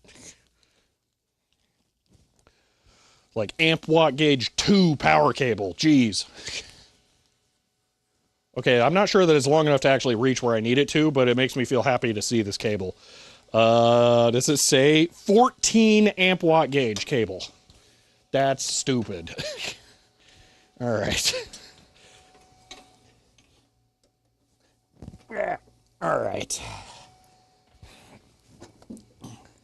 Plug that in there. Oh, it is long enough. Sweet. Okay. So now I can flip a switch. Boom. Gigabyte has power. And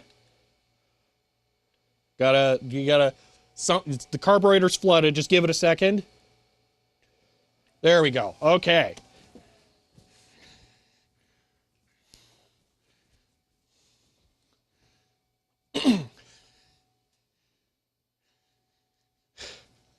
So, I need to change the video capture to, can't load that page. Oh, that's annoying. One moment.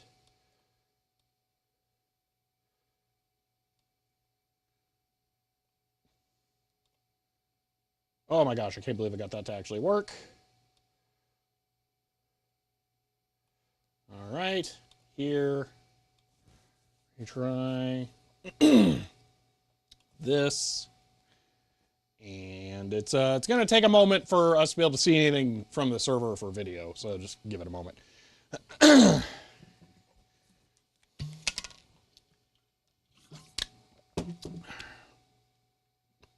EFI swap when?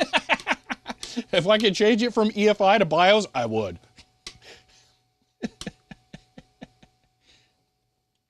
Oh yeah, we have activity indicators on the two network connections. So the two loops on the left here are going to the management interface and the actual data port on that.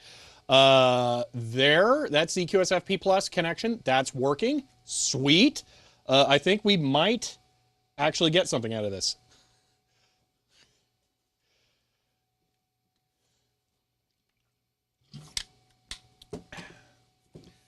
Good luck, Ben. Because I know you have one of those weird... Oh, that's your Keystone outlet jack thing that has a weird turn radius. Yeah. All right. Still waiting for the server to power up. So for those of you who don't know what the server has going on in it, there is a 4060 in there. So even though I could probably connect to the ILO, KVM management, whatever nonsense, I can't. So... It's something is showing up as a DirecTV Genie Mini. That's weird. I'm going to guess that's the server. Whether or not that's the management port or the data port is another thing. That is the management port. Okay. For giggles, we'll switch to that for a moment.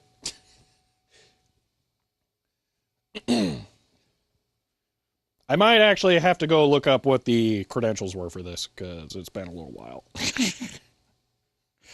I think I know what they are, but again, it's been a little while. ILO? Did I call it ILO? Probably did. Do some exciting machining this week to fix that issue by making holes. Oh, well, that's good. At least you're able to. Network comes with free DirecTV, yeah. So back to this. I should see 2 ports for it. DVS 510. Oh, that's because I turned on capture hardware. No idea what that is. And then that, you know what, that might be Hewlett Packard Enterprise. Is that the Aruba? Wait, is that the Aruba management? Because that should show up. Ah, yeah, sweet. Oh, there's so much networking stuff going on. Okay, we could bring that HP rack server back. I don't have an HP rack server. That would be cool. I'm gonna pass around sticker board if you lost cred. Oh no, I know what it. I might actually know what it is. One moment here. Look at this black screen that I thought would be KDE by now, but I guess isn't. I'm a little confused by that. I think it is this. It is not. Okay, yeah, I need a moment. Let's see. Why don't I have a Discord notification? Embrace liquid cooling. Yeah, that is very, very, very liquid coolable, dog. Or DZAC, you're right. Literally one chip that gets all the heat. Okay. Not that I am going to entertain that, but... Okay, can you not search Discord on Android? I guess not. One moment.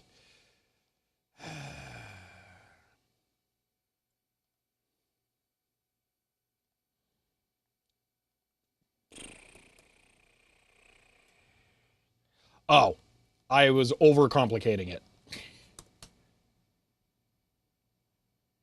Oh, finally! Jeez, hey, look, the server booted. Okay, while it booted, I also got into the back end. So, beautiful. Let's look at the sensors. Let's look at those delicious temperatures. Don't worry, it's going to complain about all the fans. That's fine, don't worry.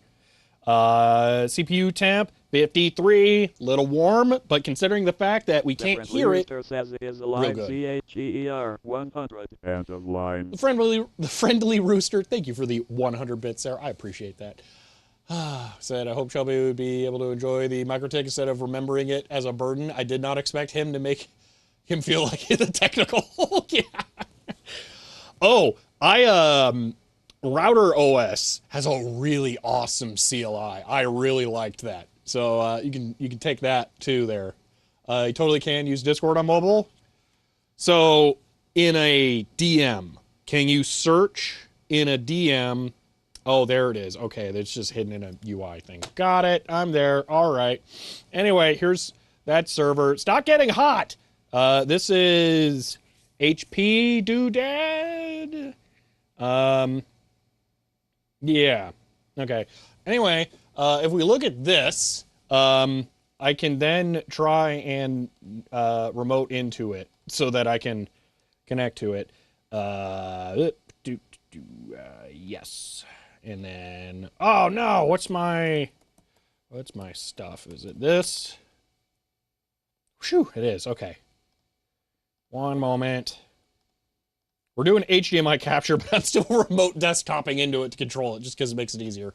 So, see, just blast with CO2 like intercooler before run. Oh gosh. How goes the networking? Well, let's find out. Click. And why do we only have one connection? Uh-oh. Uh-oh. That's not good. Bad. That's how Spies of Mud. It's going very badly. Uh-oh. That's the local terminal. Give me the thing. How do I wait? Did I bind it to a button? Is it this button? There it is. Okay, give me. Why is console not on the taskbar? Show me console or task thing. Bring it. There. Hold on. Pen. Wait a minute. LS PCI. Oh my gosh, there's so many. Grep net. That grep. I said grep and then did not type it. Okay. Why is the QSFP Plus card not showing up? Uh-oh. D-message. You don't have permission. Oh my gosh, I swear I can type. No, that's right. That's on the wrong side.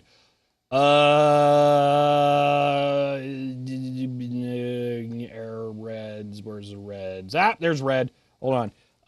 VID model, something or another. Clearing duplicate IDs, use of disk by ID. That sounds like hard drive stuff. It also is really tiny. It's very blurry for me, too. I'd actually be easier for you guys to read it than me. Why am I not seeing the thing? Hold on. Okay, so let's do this. So, LS, PCIe, grepnet. Okay, so we only see the onboard ones if I do that. Okay, you should just alias sudo p. Honestly, what I need to do is alias this. That's what I need to alias because S and D are too close and those fingers are just like bam, bam every time. And then O and U are on the other side. It's ridiculous. Okay. Anyway, let's just do LSPCI without that, and then we'll just one by one through. Oh my gosh, there's so many. Okay. And it says AMD. I think I can just skip. Okay. Memory controller, no idea. Mellanox. Oh, it says network controller. Oh, fancy. Okay. So that's it. But I'm still not seeing that, dude. Okay, I wanted to like Plasma, whatever number this is, but it's kind of driving me nuts now. Let's look at network stuff and see why I'm not connecting through the other one. So that one's connected.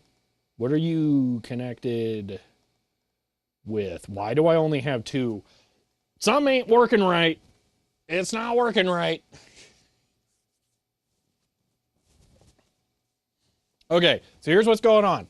We have an onboard Ethernet controller, and that one's connected, but the QSFP Plus Mellanox one is not working. So I think I need to look up this on Linux.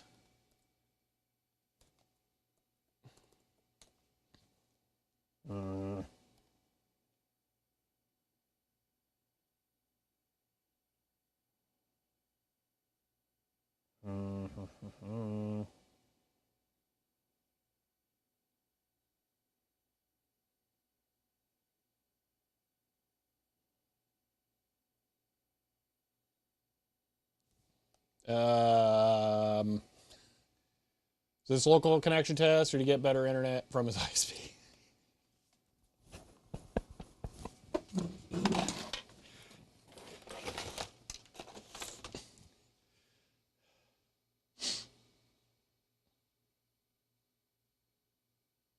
Yeah, the Google account sign-in popover is the worst thing ever.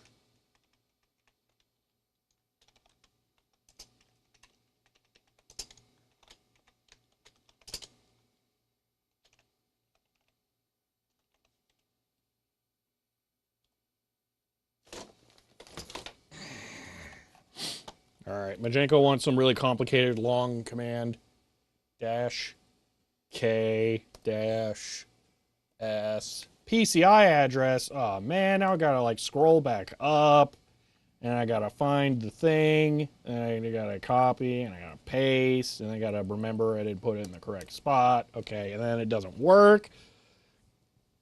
Cause dash S instead of dash A. Okay, network controller, kernel modules. Why it no work then?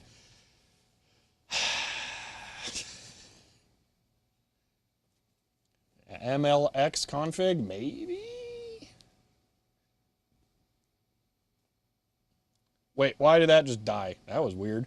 Oh no, it's not updating the NVIDIA drivers, is it? Bad Linux. No, maybe it didn't. I don't know. Well, actually, it doesn't matter. It's not on LTE, so who cares? Wait a minute. Never mind. That's fine. No, Linux can't do that? No, it definitely can update the NVIDIA drivers, 100%. You're going to plug 10 gig cable into the switch. I did. It's blinking.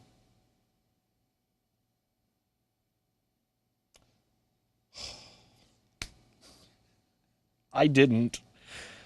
That's the one going to the QNAP. Actually, that's the one going to the Aruba. Never mind. I'm an idiot. But we still don't have any network interfaces, so it's still not working. But yeah, it's not plug in. That's the cable dangling there, but it's still not going to work, okay? Because we still don't have the interfaces showing up, but at least I can see if it explodes or, like, gets cranky or something. Plug. I have no lights. I think it takes a little bit.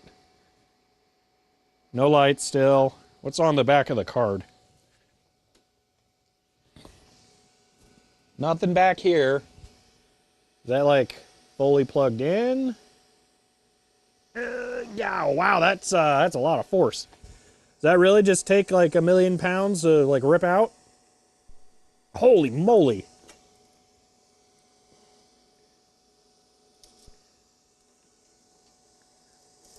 Oh, you have to take out the SFP one first. Weird. All right, I want to plug it into the bottom one this time. So I'm plugging it in without the SFP Plus module first. Then I'm plugging the SFP Plus module in. I still have no lights on the Mellanox card, though. I'm going to do something dumb. I'm going to take the DAC cable and I'm going to plug the card into itself. I just want to see if lights will turn on at all.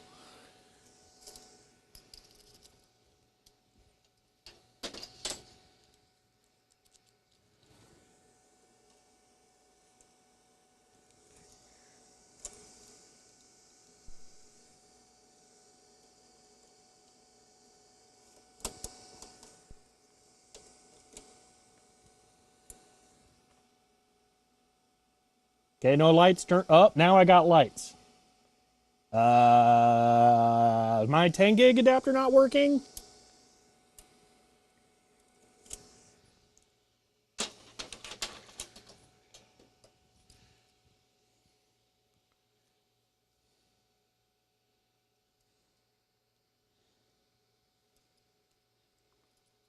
Can these Mellanox cards not do adapting to 10 gig? That would suck.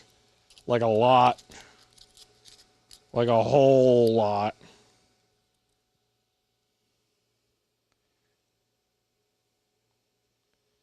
Oh, well, BS Chat, that sounds plausible. So then the question becomes, how? Maybe that Mellanox config tool thing you were talking about there. MLX config. Okay, let's try that. Because I can see you being right. MLX config. Not found. Okay.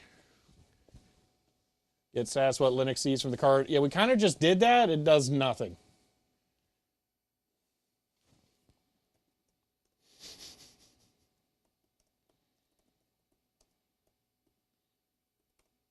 Okay, well, that's almost right. Nope, okay. Le Google.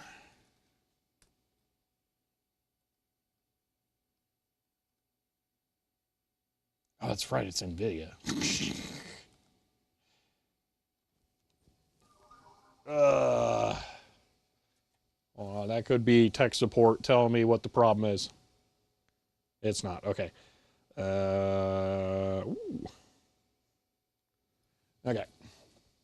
All right, I'm back. All I see. Oh, good. Dogface, your card's broken. Good. You're here. You can fix everything. Okay. Button. Okay. So the Mellanox 40 gig card. Okay. There. Okay. It's shown up. It's working and all that fun stuff. It is not showing up as an Ethernet device. So I'm guessing, based on what Just BS Chap is saying here, that it's in InfiniBand mode instead.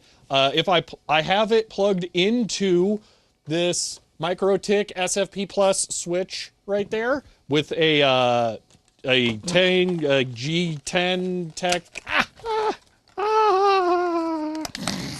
One moment. Almost broke my fingernail off. I got it. It's plugged in through one of these. Okay, that's a 40 gig, 10 gig SFP Plus adapter. All right.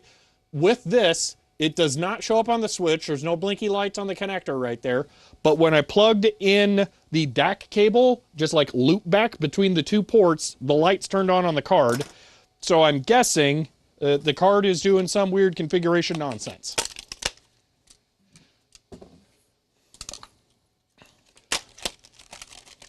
That's QSFP adapter. It is, yes. Because it's SFP Plus or QSFP Plus to SFP Plus. So this is 40 to 10 gig adapter. Because the cards that are in there have two 40 gig ports. We're going to stick a second server in there and have a 40 gig static link between the two. And then they're going to use the other port to connect to the 10 gig switch. For all the other systems that will be 10 gig, they get a broken card. No, they get a standard 10 gig NIC like this. Ranwen Park. It's the identifier in dev MST. Let's find out. ls dev MST. I've never even heard of MST. So no clue. But yeah, so RMS had something there about ConnectX-3 port mode to ETH. Okay, so we apparently need to do a thing. So hold on, let me wish I could open this. There we go. What's the title of this? Connect X3 set port mode to ETH/IB. This. Okay. It's not hard, you just need the NVIDIA drivers installed. Okay. So maybe this will do, or at least tell me how to do this. Cat bus, blah, blah, blah. Oh, we can determine the port mode. Well, that's handy dandy. Okay. So we'll go ahead and do this, and then we'll replace the one thing with the other thing. I didn't copy because, you know, why would the copy and paste be the same for like all the software? This, and then instead of 9, it's 5. And, yeah, IB. Wait, auto? Maybe if I reboot, it'll just work. Well, let's check the other port. Yeah, I think they're set to auto. I kind of want to reboot, but I also don't want to have to wait 10 minutes. So maybe we'll just install the drivers. Unless, wait, using Echo. Wait, that's a thing? Well, that sure sounds easy. Okay, hold on. Time for everyone's favorite command, sudo sudo. Oh, yeah. All right, now we're going to do this, and we're going to make it 5, and bam. Okay, and port 2, bam. Oh, ho, ho, look at that. Restrict to device. Hold on. Here. Restrict to device. Bingo. Okay, we're good. Everything's fine. I'm going to go make sure that it's actually plugged in. And then I think we'll get blinky lights. Who needs fancy configuration tools when you got Echo? All right. So unplug. Hold on. Unplug. Okay. And then replug. And now I wait. Do I get blink lights? Not yet.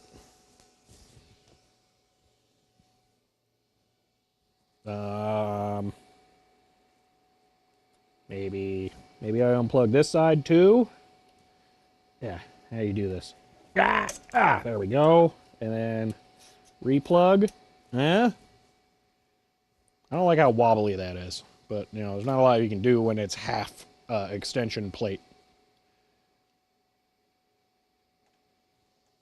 Well, so far that's not working. Maybe if we statically assign a thingamajig. But it should DHCP. Well, I can still set it to DHCP. Okay, so it's port 2 on the bottom. So we're connected to port 2. Whatever that is. All right. Ugh. All right, so let's say wired connection 3, no, let's say wired connection 4 is restricted to this. I said this. And then DNS, yada, yada, apply. And why can't I connect? What if I do this? Apply. No. I don't even know what this is. I'm just going to delete that. What do you mean? Wait, connected? What do you mean connected? On IPA. Wait, why is the loopback showing up in Dolphin? Oh, hold on. That in Dolphin. In KDE. Wait, what? Why is low there? That doesn't make sense. Wait, that's wrong. Hold on. No, wait, you can't even see what I'm talking about. Never mind. Like this shouldn't be. Oh my gosh! Go away. Hold on. Yeah. Why can't I resize the window? I actually can't resize window. That's weird. Okay, let's try this. Oh my gosh, I made everything worse. Never mind, I just can't resize the window apparently because things are stupid. Wait, if I do that. Haha, okay. I got low for some reason. And then, there we go. Connected. I mean, duh. Just gonna blame Linux. I've been invited to head out hunting for the rest of the day. I'll be reachable for emergency tech support via usual conversations. Okay, yeah, no problem. Have fun. Need to learn the Windows key. So I'm in No Machine right now. So what I'm actually seeing is this. So I did do Windows right key and I got this. So I am remote controlling the machine. You guys are the only ones getting direct HDMI capture, because if I didn't do that, then I would have to, you know, monitor, mouse, keyboard. Well, actually just a mouse, keyboard. I just don't want to. So, but yeah, why is this so weird? Why is it now holding a key? Why can't I click things? I'm losing my mind. Why does it think the super key is being held down now? Okay, there we go. Oh my gosh, it's driving me insane. I think I should restart. 10-minute reboot sounds kind of good now. Yeah, I think I should restart. Ooh, wait. While that, okay, yeah, let's restart. I haven't lost my mind. I have it backed up on tape around here somewhere. End of line. Chloe, thank you for the 100 bits. Ooh, look, you get that on there. While that's going, let's look at this and this. And I just want to see if we got another device. No. Why? What's this say? Hold on. F5. No link. Link on. No link.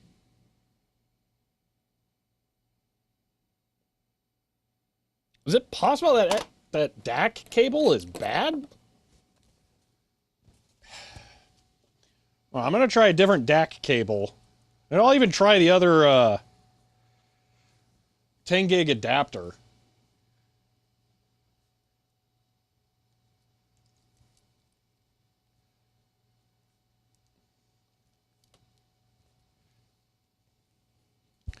Yeah, full window drag is like the best thing. Or the card needs to be set to 4x10 gigs instead of 1x40. That I could see being true as well.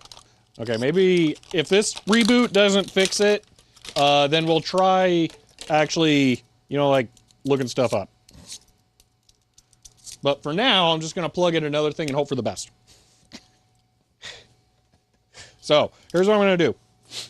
This is the other QSFP Plus adapter. I'm just going to plug it into port 4 on the MikroTik, and I'm just going to go around through the outside of the rack because I just don't care at this point.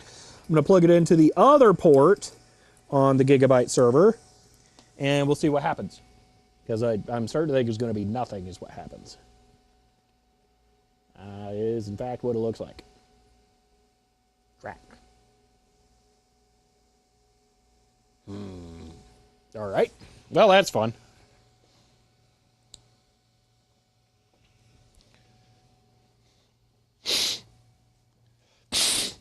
Ugh. Yeah, we'll look up like actual configuration stuff in a moment. Because I am suspecting I'm going to need to do that.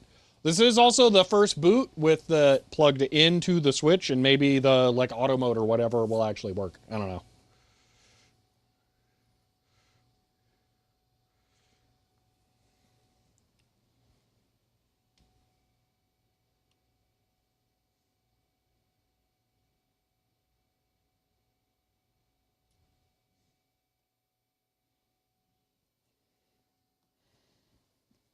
But over on the MikroTik side, yeah, it still doesn't show anything there.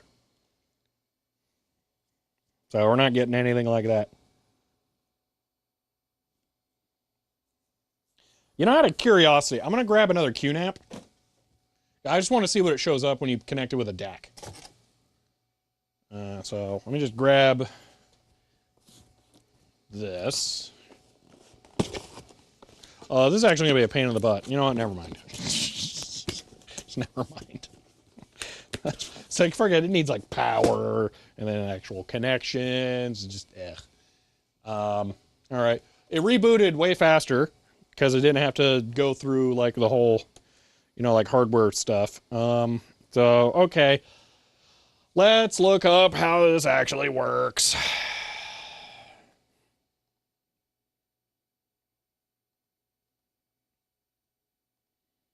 All right, we're probably going to need a terminal, I guess. Mellanox, Linux. Yeah.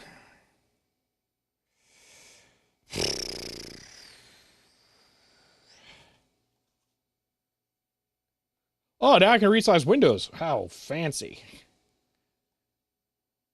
I don't know if this is Wayland or not. I think someone asked that. Wait, I can't resize it that far, though. Like that far and no farther. Sure. Why not? I'm going to go unplug one of the SFP adapter cables because I don't think both being in there is going to be conducive to making things work. Okay.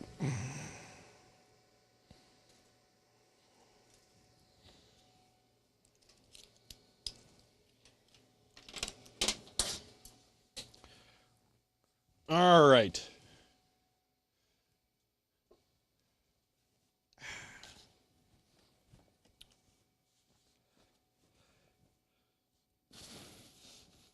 Okay. ConnectX-3, LSPCI, grep Mellanox, and then LSPCI. Okay, so we're going to do this. Dude, NVIDIA, why you got to make this text so tiny? It's almost like you don't expect people to be remote desktoping and streaming this. Definitely dinner time. In space, probably Wayland. Probably. I don't really care to find out. It's just not something I'm worried about right now. Wait, what does a product thing look like? 0.0500.0? Hey, there it is. Okay. So, what am I looking for? There's a part number. Is that what it is? Vital data product something. Okay. ConnectX-3. Okay, but what do I actually like want here? I'm not seeing any of the stuff they're talking about. Oh, but they got like a way more complicated one for that. Another way to go about it, necessitates having the thing and stuff. Okay, hold on. 3 part number. Okay. Part number is not in there.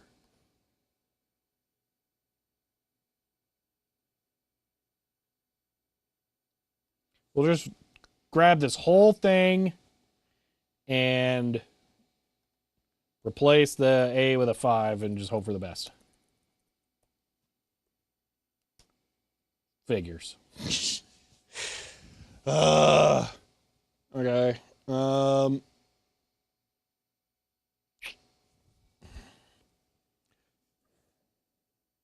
We'll assume it's that, and that this is way easier and they're making it seem. So, okay, you find that out. Okay, now what? I don't care about how to just find it. How to find adapter. I want the drivers. Just give me the software. Linux Ethernet drivers. Okay. Okay.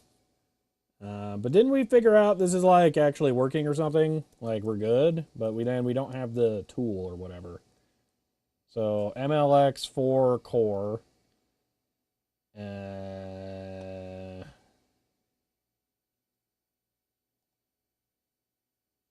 What is this? LSB underscore release dash A 04. Yeah, let me just get it for weird 64. Why is it an ISO?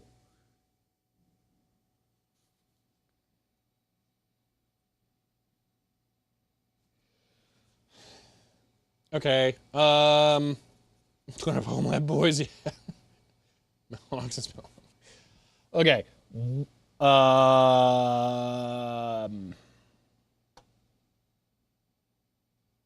Linux driver. Configuration tools. Am I like? Am I even on the right path here? Because I'm not sure.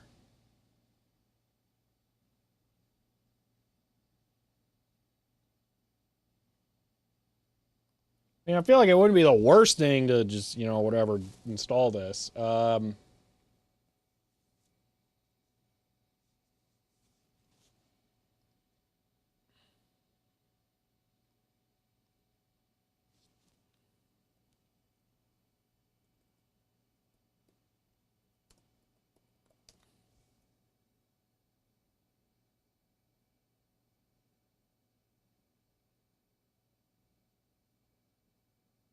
Yeah, it doesn't work because I think, like, this card, which is the 10 gig version of this family, is like the same thing. So that doesn't help.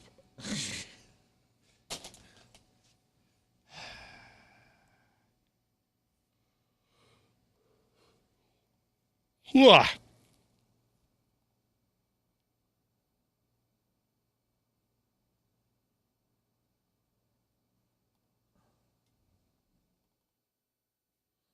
Hmm.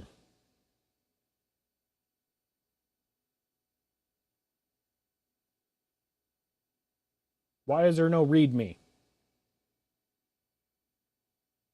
I don't know, just run install? Ugh, gross. Perl. Of course, NVIDIA would use some weird, like, Perl. Oh my gosh! Why is the install script 4,000 lines long? All right, do we just run install and hope for the best?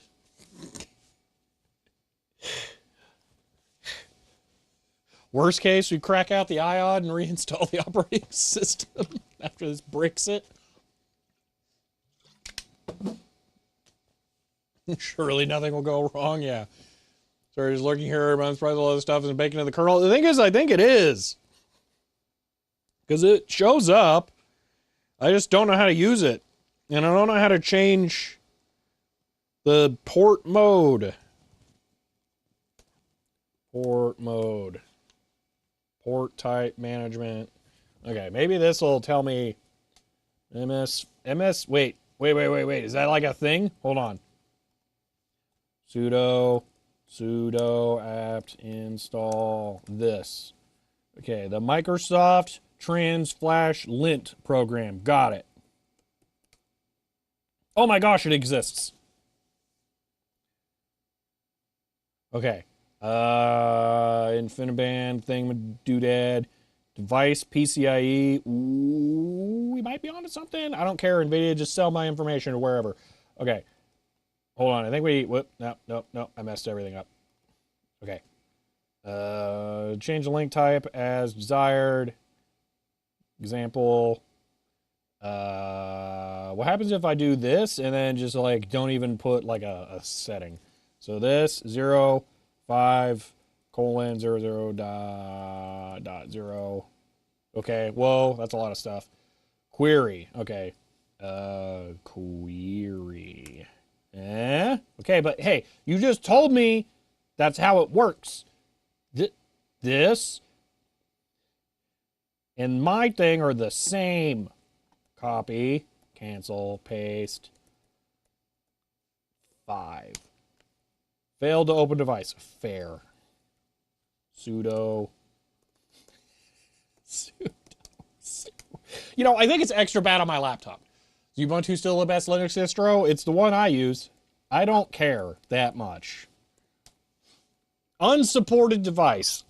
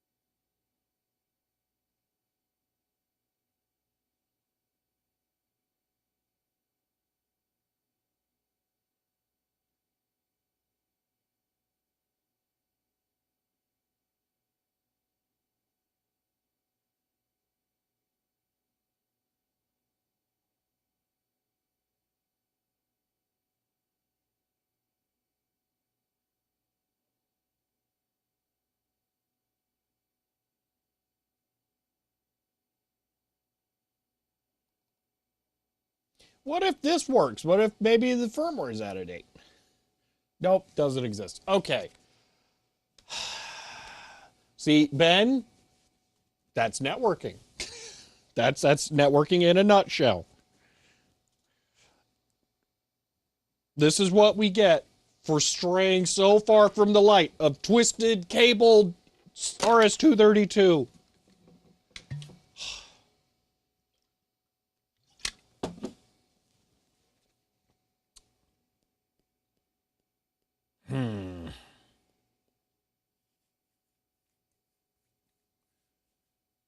There isn't a best Linux distro. It's just about preference. I prefer to use Ubuntu because I do not care about all the drama in Linux distro people's lives.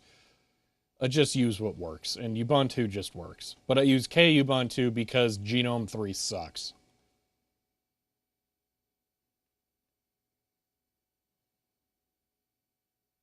NEODRAGON 90 SIZCHEER 100 so far from the light LOL. End of line. Here, Dragon, thank you for the 100 bits. 4K editing over serial. Yeah. This is not networking. This is just the surface problems.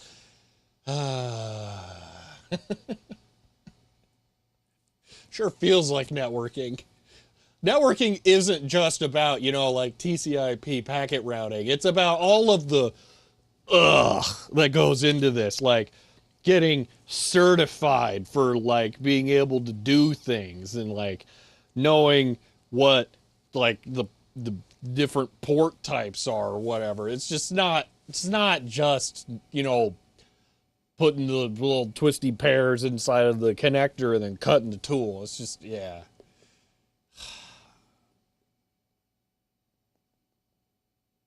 Replace all Mellanox cards. You know what's sad is I intentionally went Mellanox on the 10 gig cards because I thought that would make my life easier.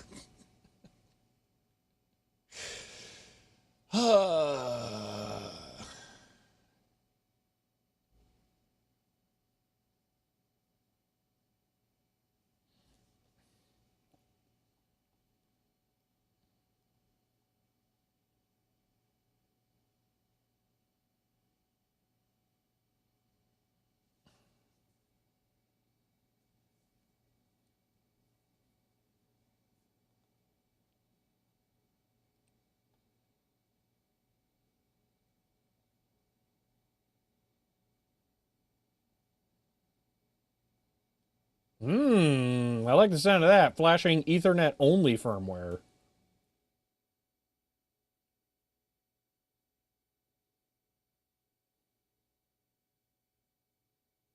Oh, sure. His actually works with Flint. Psst, nerd.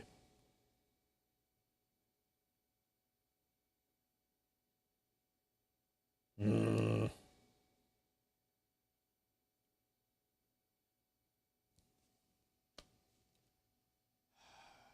Looks like the card tool is too new for 40 gig card, or the 40 gig card is too old.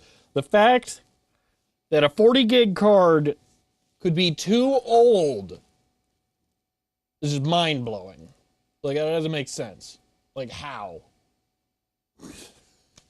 That just sounds wrong on so many levels.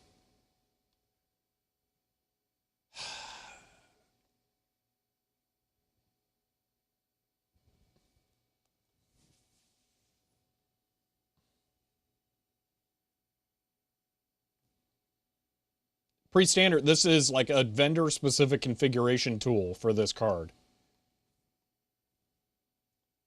Let's see if I can bring this up here. MST Flint not working w/connect x dash 3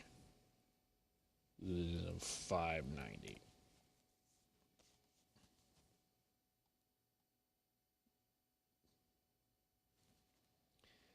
Okay, able because it query or change. Also tried. So this is closed. Why? I tried an older firmware for decided nothing tried seemed to work. Wait, they got some to show, though. Wait, there's at least shows something. Wait, did they update this to just say, screw you with this card? And that's why mine shows this, unsupported device? Double modify, configs is a combination of Flint, dump the config file, MLX burn to apply it. MLX firmware needed, so the bin versions. Well, I can run Flint, some or another. Wait a minute. Mention this issue and that. Found this happening. Seems to be an issue with the MFT tool. Single port. No. Generate an image with a modified INI. Oh my gosh. Face the same issue.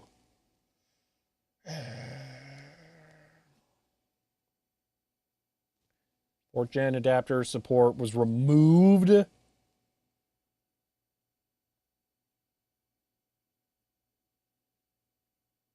Yep. Wow. Dude, that's so stupid. What? Oh, that makes me really irritated. That really sucks. That explains why these are so cheap, too. Oh my gosh. How do I handle this?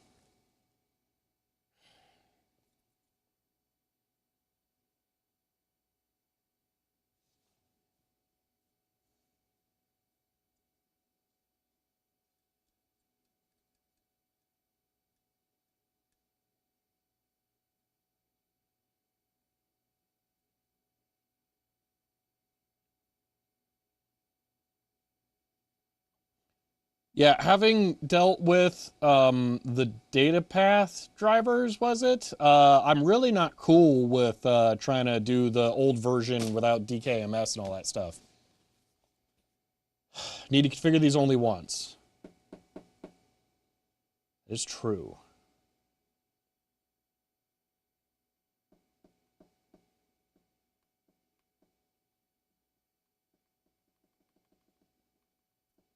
I'm probably going to run 2004 in prod, Majenko. This has just kind of been the messing around operating system. Old version of it. Okay. You know, it is just the config tool. But here's my concern. Here, are they talking about the drivers or the configuration tool? Like MS, Flint. Niploid says CHER 100 for the Mellanox replacement fund. Put your head between your knees to stop the throbbing pain. End of Really? line. So this is the config tool, not the drivers. So the drivers might still work. Hold on, let me go back up to the, this. So if I just echo this, what is it set to? Okay, that's apparently not what I did earlier. Hold on. Cat auto. It went back to InfiniBand.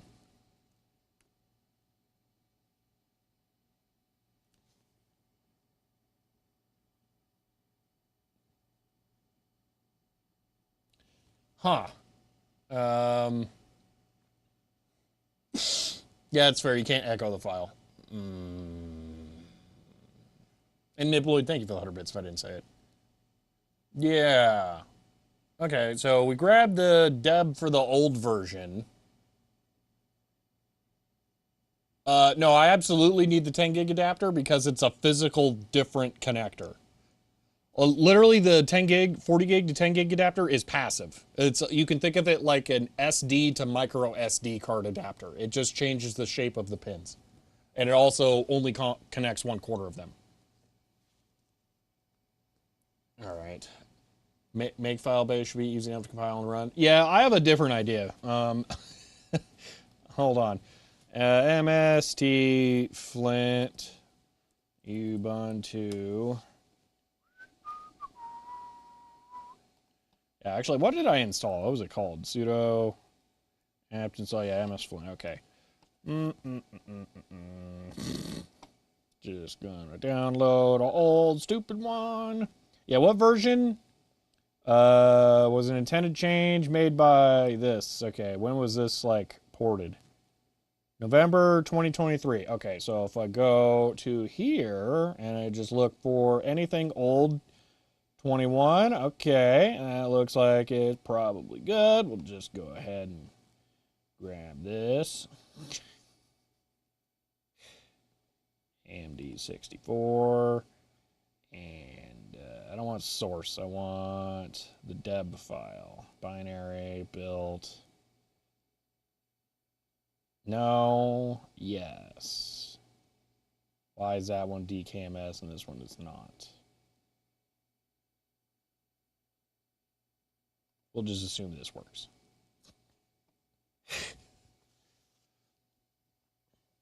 Fork the project reintroduces support. Yeah. Relying on it. Get a new router again. Yeah, really. All right. Sudo apt purge. Yep.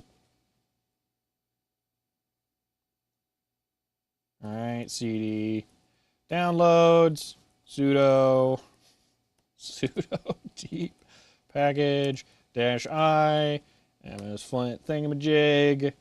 All right, error. Dependency problems, lib boost file system something or another. Okay, well let's just do that. Copy apt install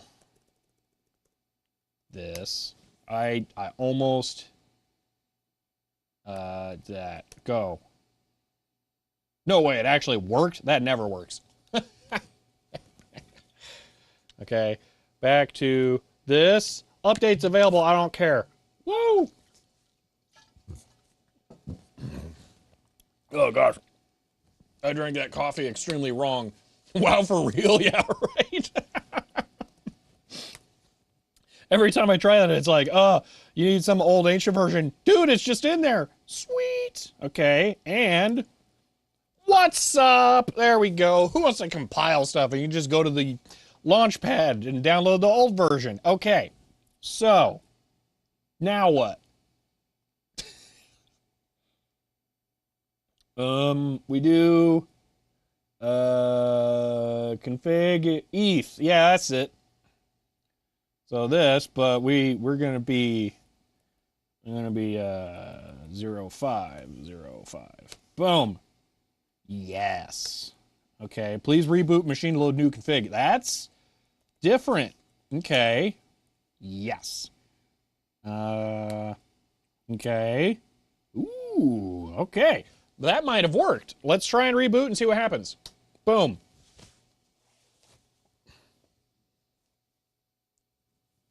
Oh. Now copy that your NAS for future problems? Probably, actually. I most likely will. I do that.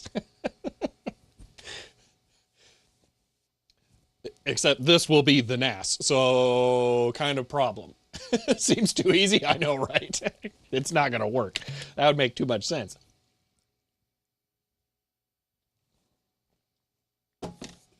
Oh, we're now in the post-coffee part of the day. The worst part of the day.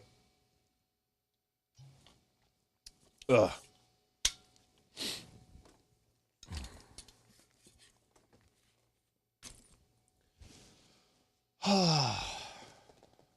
MikroTik working good? There it is. Look at it. It's ticking micros. Oh, we can see a temperature on the SFP Plus adapter. I didn't know that. Same deal with tools and cross-flashing LSI SAS cards. See, I've learned LSI SAS card anything is just bad times. It's just always sadness. We see not. Fair enough. There it is. There's the MikroTik. It's doing stuff. Yep. I'm sure these things mean something. I don't know what they mean because I don't do networking.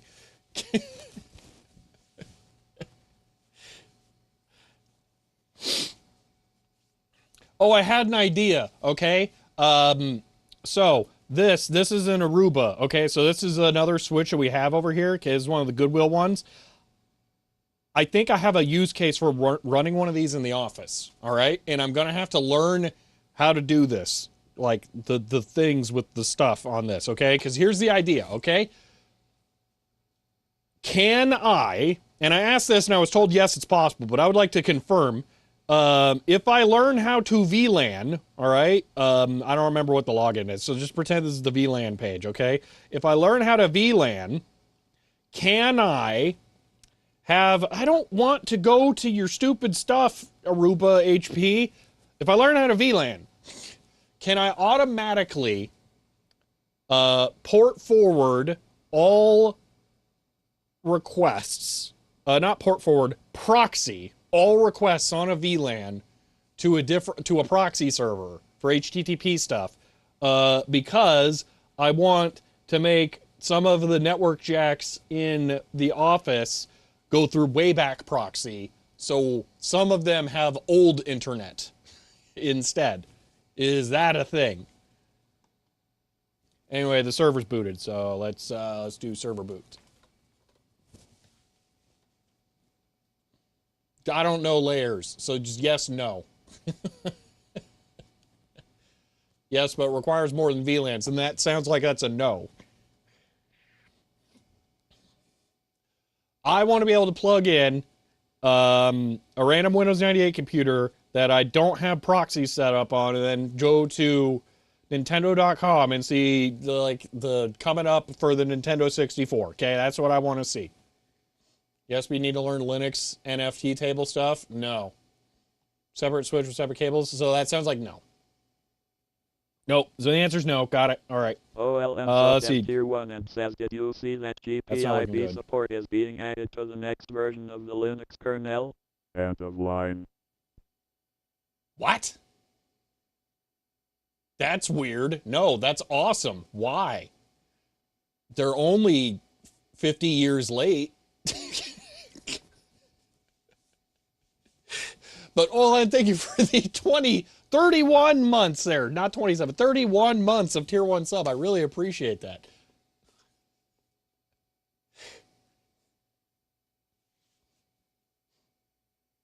But if you want to learn the stuff, I do not. Use Raspberry Pi on a trunk port proxy. I know what some of those words mean. Think you would need a router in VLANs? I will accept a router having to go in front of it. That is acceptable. If it's like a router that has the WLAN port connected to a VLAN, I'm okay with that. But then I don't think the VLAN is actually necessary. I think that's just like ghetto VLAN. Okay, let's sudo su. Okay. And then I'll make the font size bigger for you guys. I also need it to be bigger because it's like illegible without it being bigger. Let's do query and port link type ETH. Okay. But I still don't have blinky lights.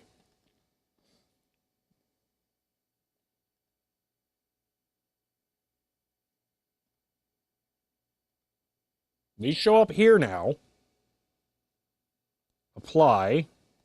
But I can't connect it because it doesn't show up as being connected. VLAN comes into play because it means you can say anything plugged into this group of ports goes special old TAT network. Then you need a router to sit between that VLAN and your office network. So here's my question, Ben. Why don't I just plug the router into the switch?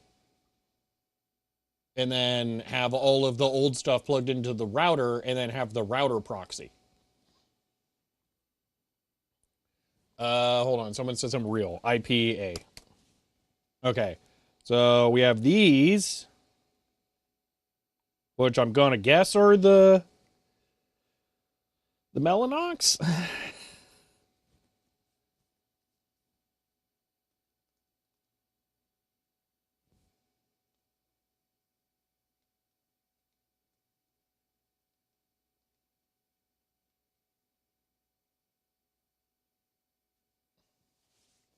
There are other ways to do it, but your approach will work. It's a nice plug and play. What, router on switch instead of switch in front of router? You know, use any random computer as a router? Yeah, that sounds awful, though. I don't want to do that. With VLAN, you can split your big switch into mini switch. Yeah, you can do that. I do that. I have cable modem plugged into a switch on the port. VLAN router goes into another port of the switch. Something. Deal with the trunk port. You only need one Ethernet cable. I don't know. Do you even Wes? I don't know what Wes is. So no. Let me set your expectations to this. If the networking is more complicated than plugging an Ethernet cable in on one side and then the other side, I don't know how to do it. Can these cards even do 10 gig on the 40 gig port? I hate that question. I hate the implication of what that question means. I am scared by it. I'm starting to think I need to take one of these. Oh, wait, there is one I can get to. Hold on. I can get to one of these without the server being shut down. Hold on. Because I have two of them. One of them has a full height bracket and it's in a server, or I was going to say a server, a computer down here. Because we were going to try and direct 40 gig between two things, but we can't even do one. Like, what's the deal? Yeah. Okay. So, this is the card. Okay. And this is what I'm trying to make work, okay? So, for those of you asking, like, why don't you just plug in the 10 gig? This is SFP Plus port. It just, like, no, it don't work. So, I have to adapt it, but these ports are literally quad SFP Plus. That's what it means, quad. So, it's 4 times as many links. So, that's how they're 40 gig. But supposedly on this kind of thing, you can just use 1/4 of them to do 10 gig, or so I thought. So I'm trying to figure out how to do that because these both cards, this one and the one that are in the server, are dual port. It means I can use one PCIe slot to both static link between the two servers at 40 gigabits per second and uplink them to the rest of the network at 10 gigabits per second. Well, in theory, yes, I could put another card in there for just 10 gig on this server specifically. Every time I remove a PCIe card that is already in there, I lose slots. That's the problem. So, yeah, I lose front bay slots because those are all NVMe, so they're all PCIe lane based. So, I really can't do that. Are there things you can set under system in the Mellanox? Maybe, I don't know. Recommend getting tagged VLANs and router that supports them. I really hate all of that, and I don't care. That's the thing. I just don't like it. Same skill of networking. Is it more complicated plugging a cable in? No, I'm good. Yes, exactly. That's it. I hate it so much.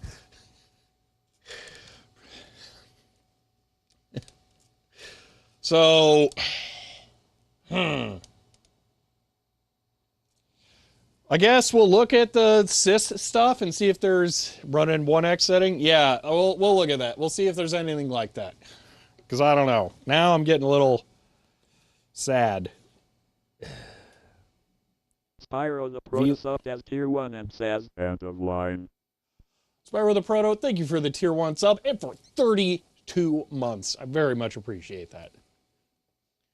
Heard not plug and play, and then set the hierarchies. Yeah, see, I know that more. Just plug serial cable between them and use Slurp, yeah. All right, hold on. It's the cat, this. Okay, hold on. So cat, what all we got? We got a lot of things here. What's the MTU? Wait, that doesn't help, does it? Max link width. Wait, what about that? Max link width 8. Okay, but there's not one for each port. And there's no benefit to...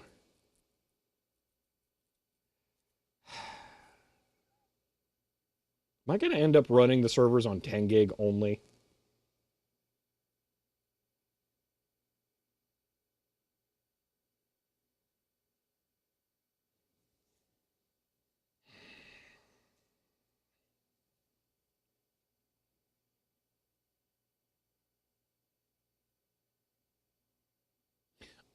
I assume the port 1_MTU type thing doesn't do anything like I want. I think that's like, I don't know. I have no idea what that is. I know we changed it for the streaming stuff, but I don't remember what it does.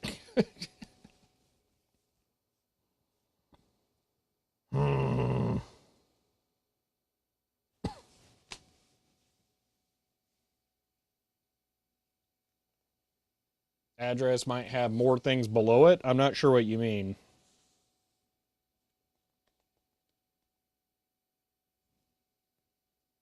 Does this give anything? Port type array. Okay, hold on. Sys module MLX for core Parmesan port type array. There you go. Setting the microtik to 10 gig link speed so to auto negotiate for that port. That's an interesting idea. We can try that.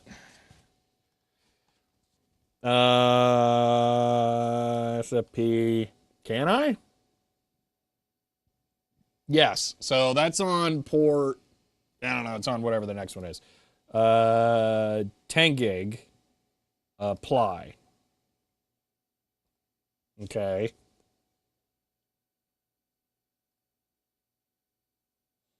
Is there really 10 meg SFP? Like, is that actually a thing? Emmy Hartensop The has last- Prime for 13 months and says, End of line. Emmy Hart, thank you for the Prime sub. I appreciate that. And for the first time. Fast Ether. I mean, I know that, but like, we're talking SFP here. Look at link.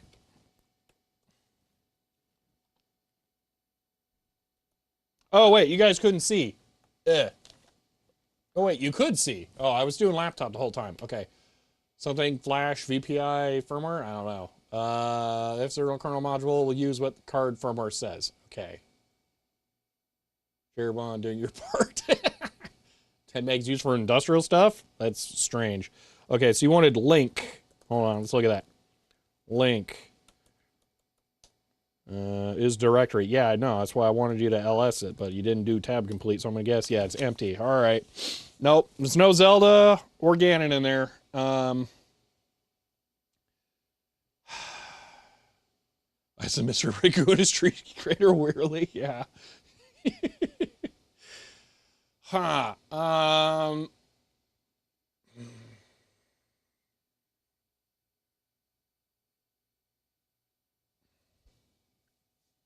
Okay. Getting that onto this is a nightmare. Wait, you know what? Hold on. Let me do a thing really quick. So just look at the server. Enjoy that. Have fun over there. I'm going to go clickety click, click. Click, click. And click. I'm going to do this. I'm going to do this.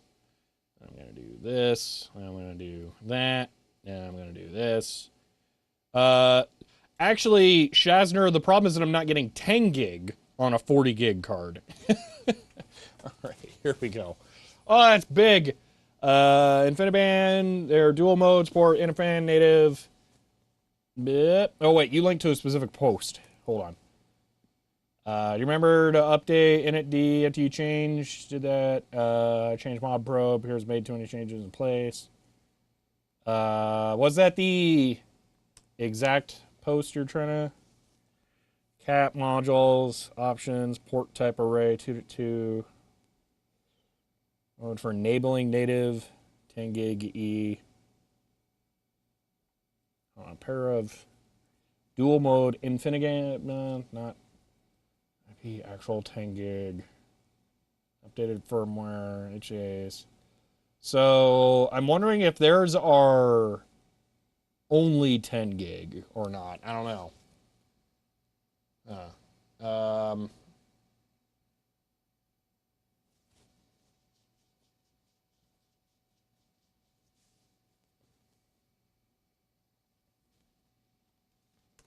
Okay, so you're saying set this, essentially. What does that do? Let's just Google this really quick.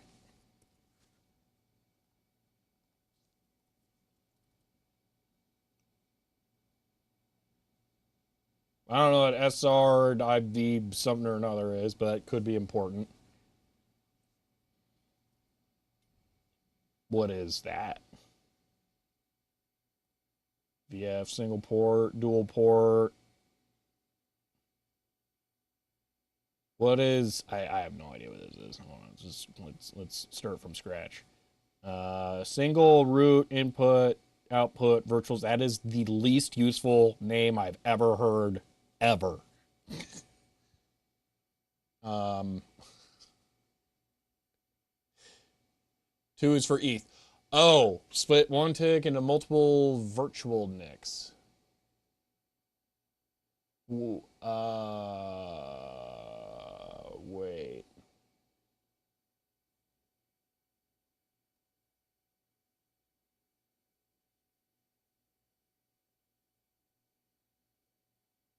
Okay. So I might want 0-4? Or is that not?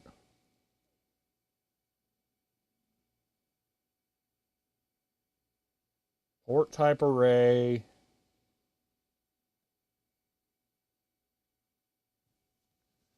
Two dash two. Cables just slow light being down. All right, well, we'll try this.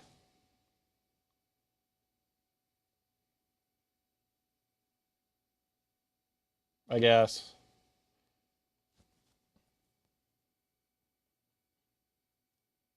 I don't know why I'm copying it. It's not like I can like do anything.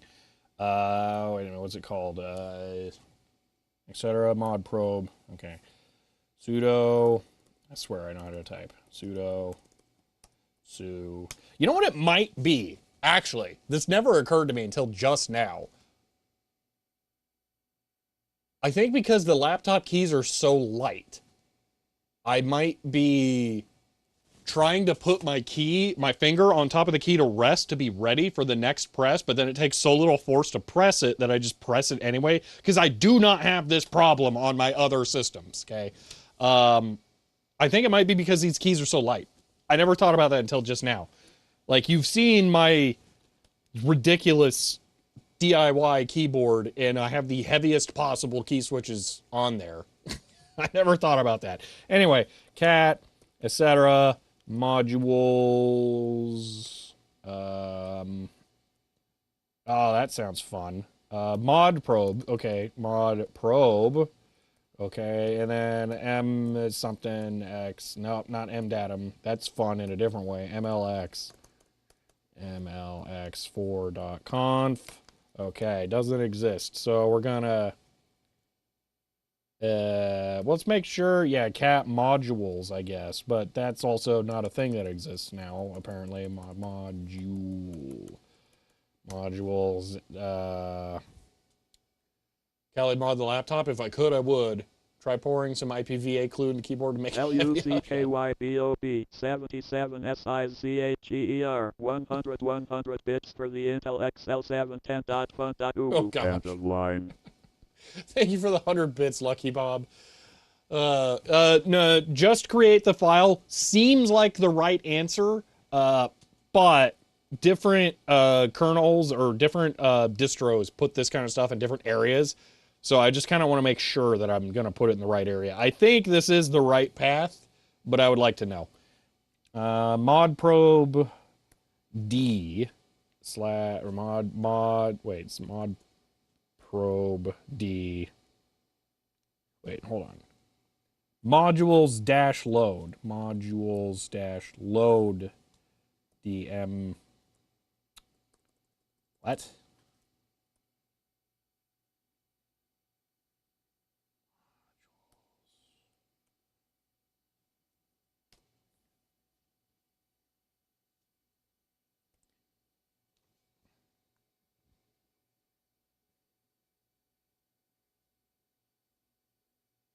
What? Now I'm kind of confused. Default 0, 1 IB, 2 for Ethernet. Man, networking really hates you too. Yeah, this is how networking always goes.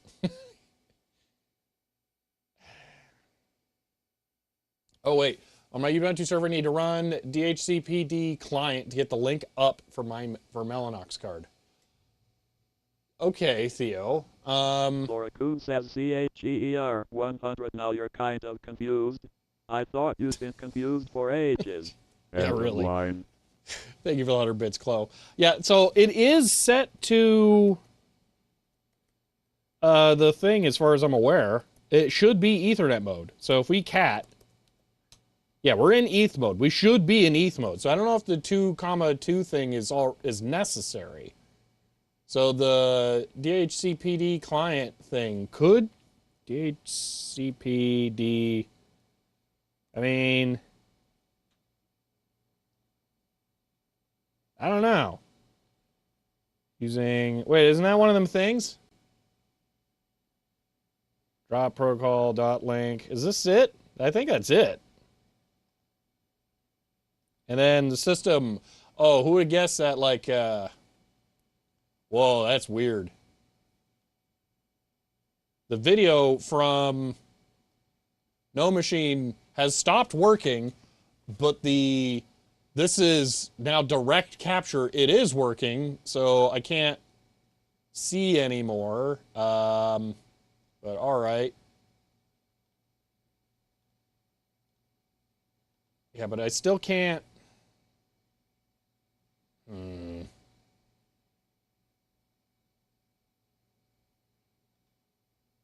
It, no, it tried to do both. Oh, now I have video on the capture. Oh, I did until I tried to use it.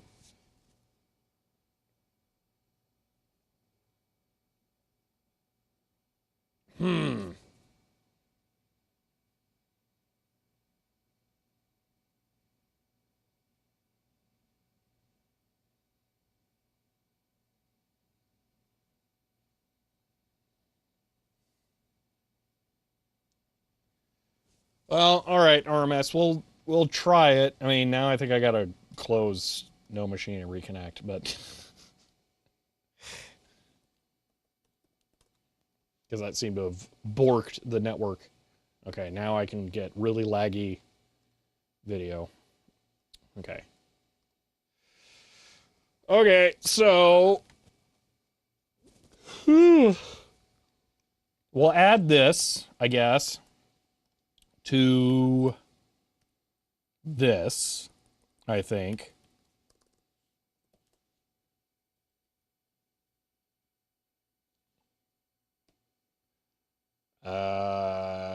Whatever. This is the mod whatever thing it wants it to be, right? Yeah, modules.conf, I guess. I don't know. Okay, so there's that. And then we make this copy. I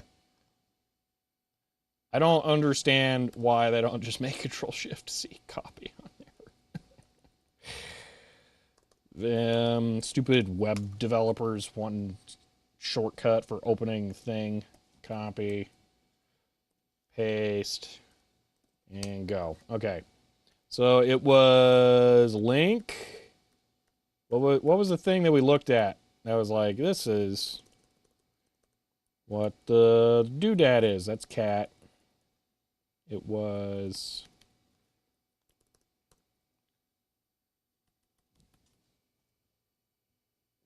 port type array.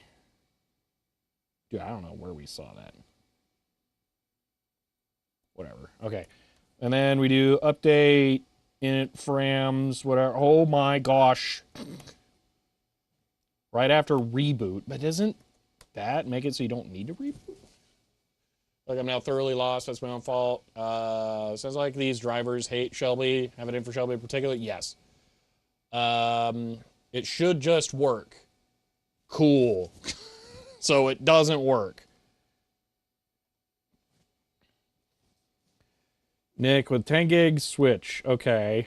So that's basically exactly the setup I have, except that's a really cool connector thing there.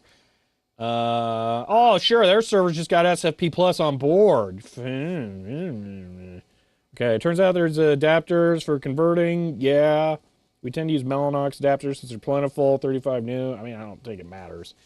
Okay, yeah, you plug the thing in. Okay. The benefit of this, existing SFP Plus infrastructure, I'm going to rewire, and we swap to QSFP, simply remove the adapter for new machines. Planted when we add additional NICs, use these. Okay. This exact method does work on most switches. We do not recommend using thing. Reason for this, you generally utilize either USB, DAC, forks, breakout cables, sheave.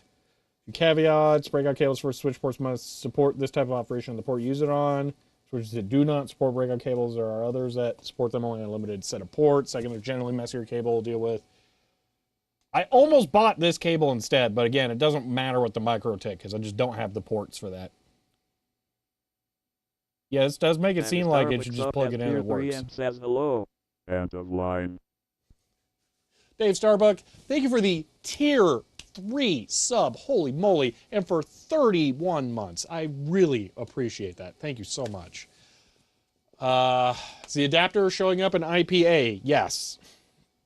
So IPA, it's right here. You know,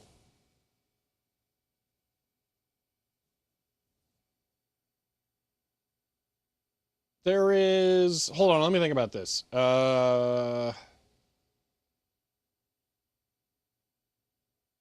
Okay, yeah, the MikroTik is actually switching. So I had to think about this. Internet comes in on SFP7 right here, right now. Or no, SFP8. So this is connected to the rest of the office. This connects to the Aruba, and the Aruba connects here to... Oh, well, that's interesting. Why does only one port show up? No, so the second one is probably bad. Dang it. The cable I made today apparently is bad. This one connects to the onboard? But wait, I have internet. It has to be working. Why does this show only one port? That's the management port. Let me double check that I plug that into the management port. We have the management and this thing has internet. I don't think it can get internet over the management port. Yeah, they're both showing up. Dude, what? Why does the Aruba show only one port?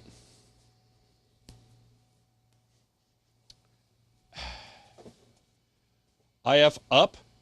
No way, it can't be that easy.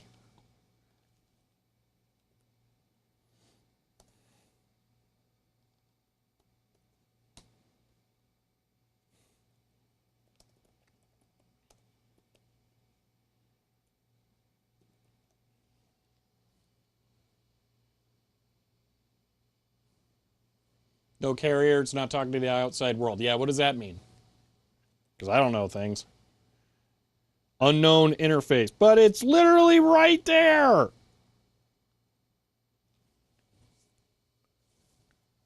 Don't forget to F5. I mean, if it shows one, it should show both. It's not like there's a difference, unless I'd refresh this when the machine wasn't booted. Actually, hold on, we gotta do this. Because it's stupid. Oh, okay, there's both. Never mind. If you're rebuilding your init, you need to reboot. Oh, yeah, we kind of did do that, huh? Okay, hold on, let's reboot. Let's do it through the GUI. That way, maybe it's less cranky. Restart. Okay, restarting. Boop. Okay. Sounds to me like a link between the card and the switch is bad, or the switch doesn't want to talk to the card. Yeah, that's kind of what it seems like. I don't know. Here's what we're going to do, though. So, we're going to simulate another aspect of the network. So, this blue cable, that's the laptop. We're going to replace that with fiber. So here's what we're going to do. I'm going to dig out another QNAP, and we're going to set it up so that the laptop has a QNAP over on the workbench, and then there'll be a fiber cable running over here instead.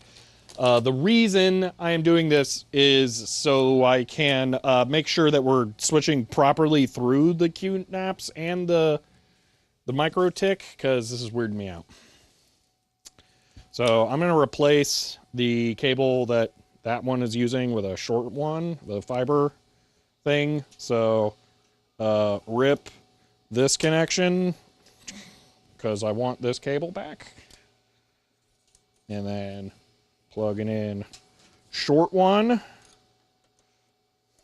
Hope you transceivers can deal with short signal paths. Have fun. Okay, maybe that works. I don't know. Fiber's weird. Okay, so now I have long fiber. Okay. I think Linux side of things is working fine. All right, it's kind of fun watching someone else get kicked, screaming down the path of network admin. No, I refuse. I don't want to admin. I want it to DHCP, and then I don't have to think about anything ever again. That's the goal. Okay, where did I put those QNAPs?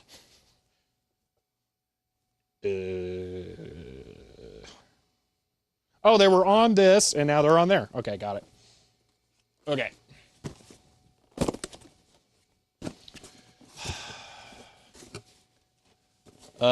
Is that a crossover fiber cable? That would be amazing. I kind of hope that is a thing, just to screw with people. You need null modem fiber. Okay, so I am unboxing second QNAP, and this will go with the things, like one of these. I'll put that on there, and then it goes in there, and then they get the warm fuzzies. So this needs power, and since this will be over here, I don't have to worry about power being weird. You have RX and TX, so yes, it is. I mean, it theoretically can be, but you shouldn't.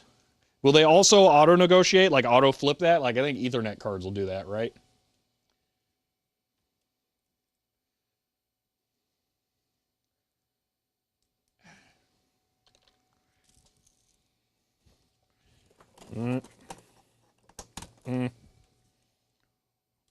One QNAP.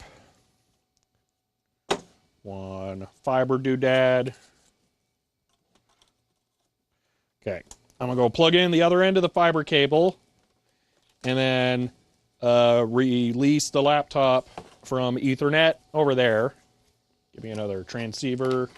Boom. Okay. And I'm going to plug this into port 2. Click, and no blinks. Give me blinks. Please blinks. I also don't see blinks on the other one, so that sucks. The port for the Mellanox card. Okay, why no blinks? I don't like no blinks. Ah, I knocked over the PoE AP. Okay. Maybe if I plug this in, I'll get blinks. Okay, why is it not working now? All fiber is no modem because TX and RX are always in the same place in every port. You have laser diode on one side, photo diode on the other. You can only auto-negotiate, move them around inside. Oh, okay. Let's see. No machine always looks like there's pooled blood at the bottom. We're not transceiving the signal. Why? Ah. Uh-huh.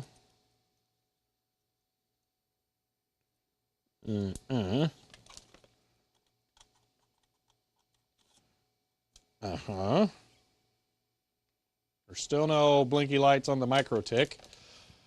See, things are going swimmingly well. Oh yeah, for sure. Definitely. Yeah, that second port, that should be there. Dead 10 gig switch. It's brand new. It shouldn't be. Probably more like dead transceivers, but I don't know. Okay. Okay. And we just used this cable, so I don't think that's the problem. Dude, what? I'll try a different transceiver on both ends, I guess. Using SFP fiber modules on both sides. I mean, I think I only have one type. I hope. Pretty sure they're all the same.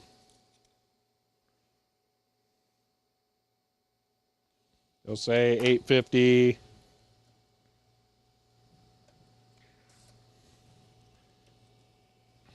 This is 850.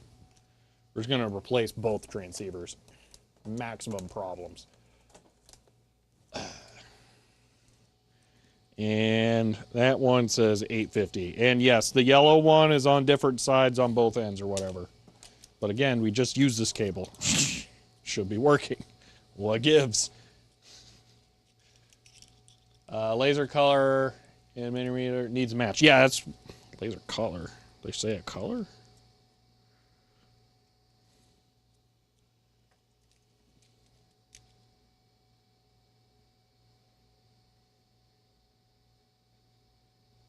Wait a minute, what is this? Oh no.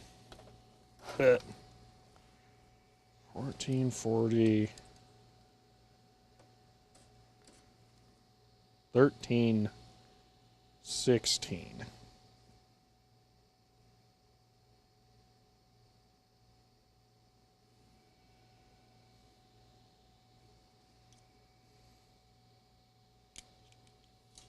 Hold on. So, let's say I use these two with short cable.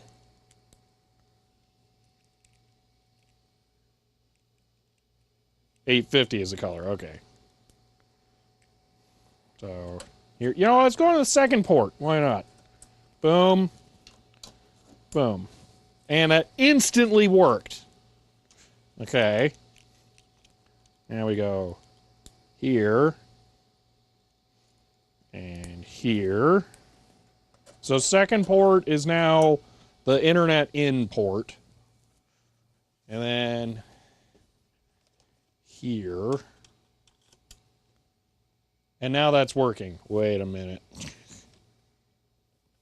Maybe one of those transceivers is bad. Now I have to find out.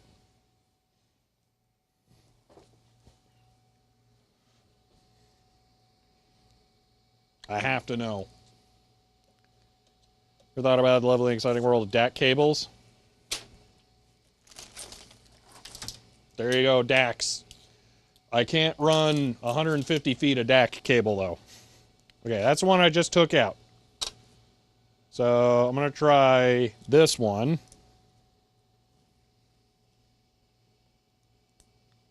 Look, the 40 gig card is blinking. It is blinking! No way! Okay. No worky. Okay.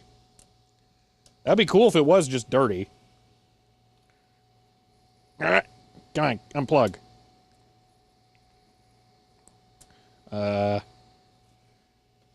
Took a while to negotiate a link. I don't know.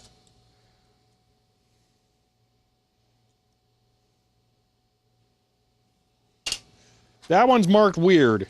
We'll get back to that. And this one doesn't work. Now again, I'll take this one.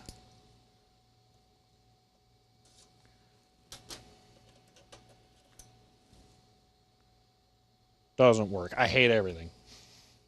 What? I guess if we can complain about the brand of the cable. So far the MikroTik seems to be fine. It doesn't care. The HP and the Aruba are real cranky babies. But yeah, I think this one's fine. So vendor locked SFP modules should be legal, yeah. Let's see. You know when you've been dog-faced, yeah. We'll look at the other one in a moment. Hold on, I got an idea, though. So I'm going to unplug this end. I'm going to unplug the QNAP end. Dude, I hate SFP modules. Okay. Now I'm going to plug in the MikroTik end first. Then I'm going to plug in the QNAP end. That didn't work. This was the setup that just worked. What gives? No, they all say 850. So here, I'll just show you the weird thing.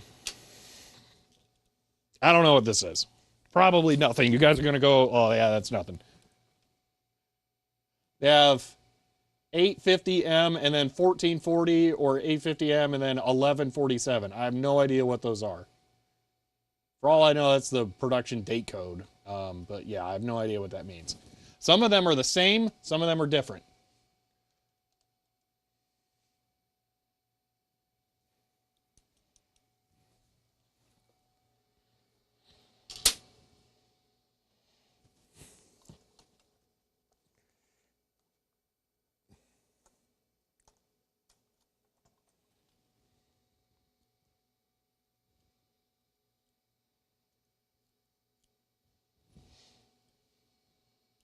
Last part is date code. Okay.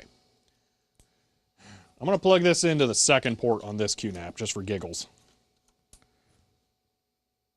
No. Okay.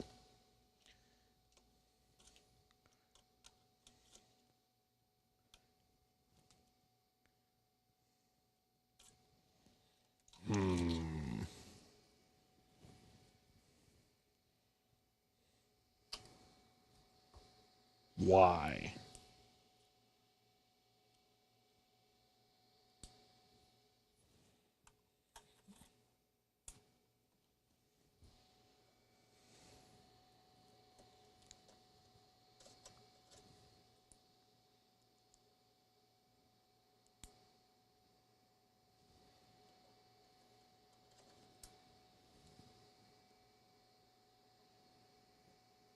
Maybe fiber was a mistake.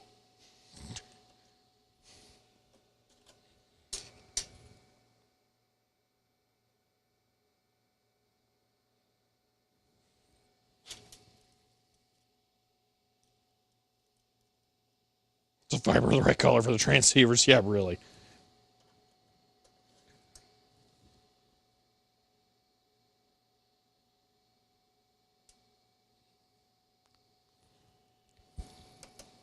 You know what, for giggles, just try a different fiber cable.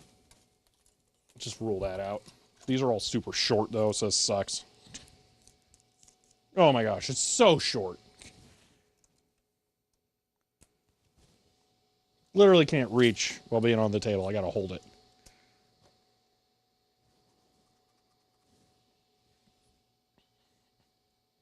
Dude, I got no idea.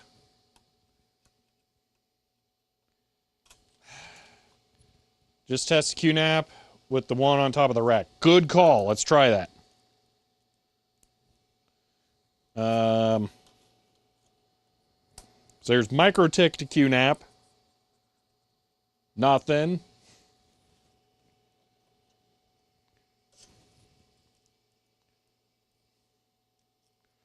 Cat5 cable plug into those ports? No. And here's QNAP to QNAP. Well, that worked instantly.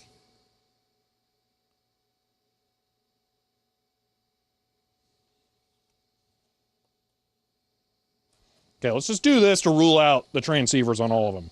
And then we'll look at the management interface for the MikroTik.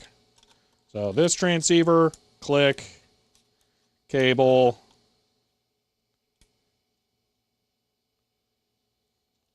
light.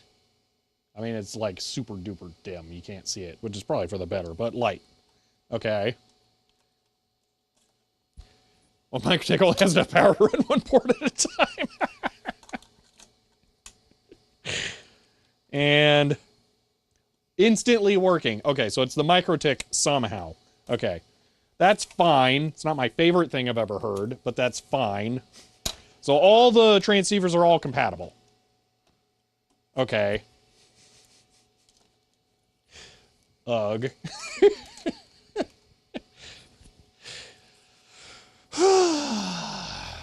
Okay.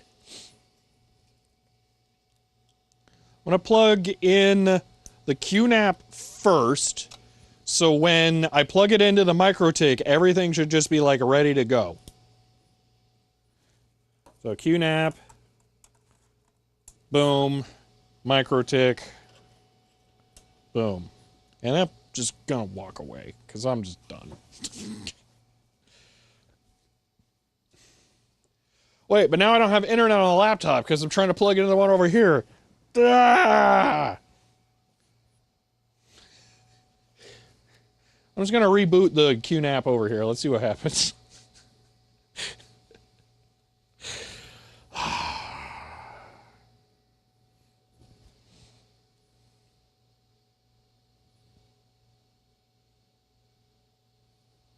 And that still didn't pick up. Okay, I'm going to move the laptop connection back to here.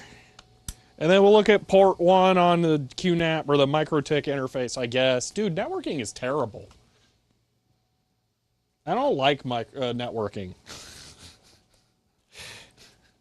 This is no fun. F5. Full duplex, no. Link, no. Link on. I don't like this.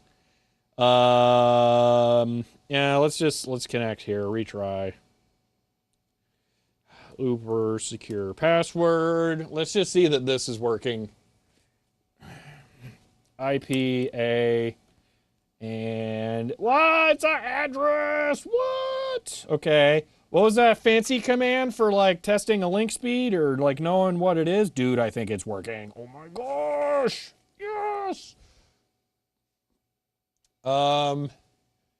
Reminds me some stream ago, just add some Rails 3 hours later. Yeah, really. It's IP. No, it was, I don't remember. How do I, not iPerf 3. I mean, I could do iPerf 3. But like, I just want to see run iPerf 3. Come on. Why do you guys want like, fine. It's not what I wanted. I wanted to just look at what Linux thinks it is. Jeez. iPerf. If it's installed, I'll run it. No. Wait, this is it though. That's command. ETH tool. That's it. Sudo. You know, is it just installed already? No. Wait, it is. Aha! ETH tool. This. Copy. Paste. 10 gig! What's up? Okay, now I'll run iPerf. Sudo apt install iPerf 3 ultra secure password. Yes. Okay. Sudo. Dude, why blue screening? Sudo apt install iPerf 3 actually secure password. Package configuration. Start no, don't start it as a daemon automatically. What are you, insane? Who wants to run that all the time? I said actually secure password. Dude, what? Oh, it's caps lock? No, caps lock can't be on. That's not physically possible. Okay, what are you doing here, man? It's the password. Okay, there we go. Just, you know, like typing or whatever. Okay, iPerf-S. And then the IP was 2.8. iPerf 192.168.1.28 and oh wait, how do you do this? What was the issue? I have no idea. I see that, Helen Croft. One moment. iPerf 3 address. Why is it not working? Client -C. Okay, here we go. Yes! Woo! Oh my gosh, that's amazing. That's so good. Oh, I'm really, really, really happy. Ooh. That rocks. Oh. Okay, let's go to the MikroTik thing. SFP. It doesn't even see the transceiver in that first port, it looks like. Okay, so if I just go plug an empty transceiver into a port, what happens? So I'm just going to plug one in to port 4. And then F5. Ultimate says Shelby status suddenly much happier. CHEER. Yes, very much. End of line. Ben, thank you for the 100 bits. Going from the laptop to the server over 2.5 gig was the main objective. So yes. Which version is running on the MikroTik? Whatever the newest is. 217. There you go. Okay, SFP. Yeah, so I'm not getting that transceiver showing up when they're not thing. Should show present with loss of signal. So why is it cranky? Do I need to reboot the MikroTik? Have I done too many weird things? I'm going to set this to auto. Apply.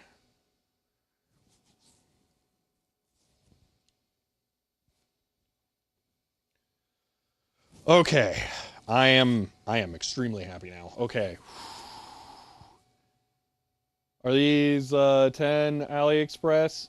No, these were handed to me by Dogface. I have no idea. I mean, they're Fiznar. I don't know. Finisar. Sounds like Sinistar, but like Norwegian. Just reboot it? I mean, I could. Should read the ID from the EEPROM. Yeah, is there a way of system, boot, router OS, reboot? Boom. Okay. Router, rebooty. Okay.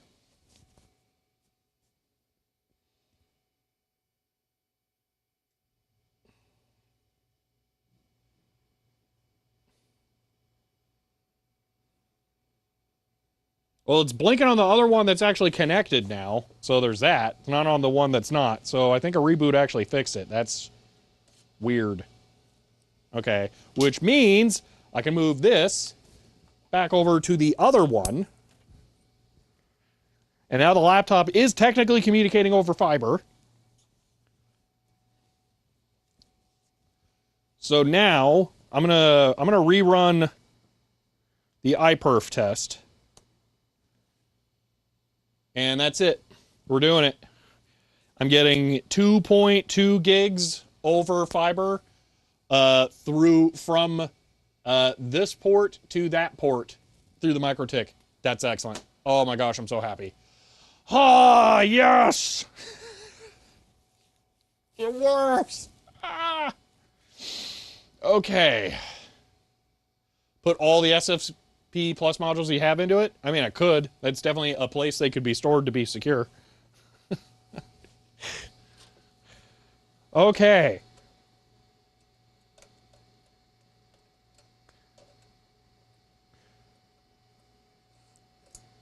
Click. Click. Oh, I'm satisfied now. All right. We did it, ready? Yeah. So I'll go back to here. Surprisingly plug and play as this sort of thing goes. Kind of, except for the Mellanox card making me want to scream. So there they are, showing up now. Maybe it just got cranky for me doing all the plug and replug. Yeah, there we go. So the other one showed up with it being on. I'm going to guess it was just cranky because I was doing so much weird stuff. Just in time for enchiladas coming out of the oven. The interface lag, yeah. Okay. We have 30 minutes left. We've tested everything except for the 40 gig direct link connection, which I don't think we should try and test now. We don't have the time. However, I do need Rails for that. So we have some options to try that. I kind of want to see something. Serial numbers are all different. Okay. Could be the unplugging risks. I squared C8, 3 minute fire up to, yeah, okay, sure. All right, so here's what I'm going to check first. Is the other server, like, test system rack width? And this matters. It sounds dumb, but it would make my life a lot easier if the chassis just happens to be that tall. So let's just see. So on its side, would this be rack width? No. Darn. Ugh. All right. That means I'm going to have to do dumb stuff, but I think we can make it work. Because what I'm thinking is that desktop, this one right here, is going to have the other 40 gig card in it for us to do the 40 gig direct test. And I just need to put it on a shelf somewhere down here. Maybe the stool. Let's try the stool. Because the 40 gig DAC cable is super duper short. No, it has to be mounted to the rack. I don't trust it to not be mounted to the rack. It has to be on something underneath. Because the cable is so short. So we could put the shelf in temporarily and then put like an Xserve on there and then put it on the Xserve. We're literally going to use the Xserve as a shelf. Yeah, I think we do that.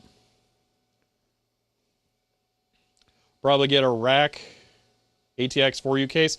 So no, it's not going to go in there permanently. This is just to test. I have a 4U server at home that will be the real thing, but I have the extra card here, and I'm not bringing the server here because I literally use the server to stream. It rebroadcasts through there.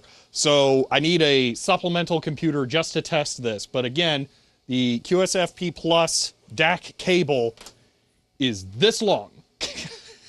I have to have the two ends of the computers right next to each other. And it's so short, I really don't want it to be like, oh, there's a stool underneath and then the computer, because if I just bump the rack, that's like enough movement to like rip the cards apart. So let me just put the shelf rails in, and then we'll put an Xserve in there, and then we'll hope for the best.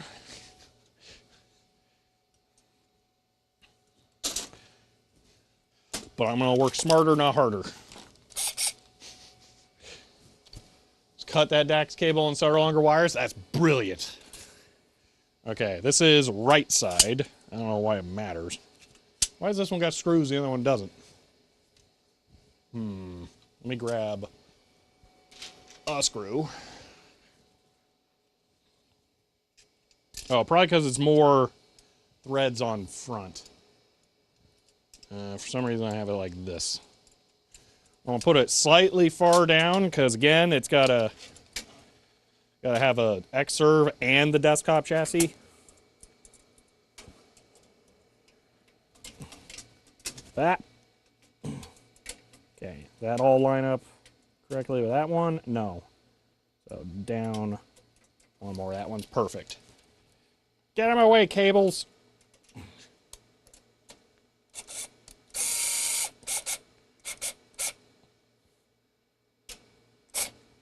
Okay. Wah.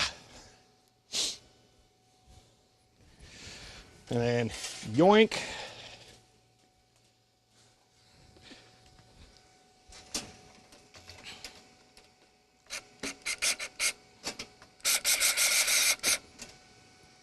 That's the wrong spot. How is that possible?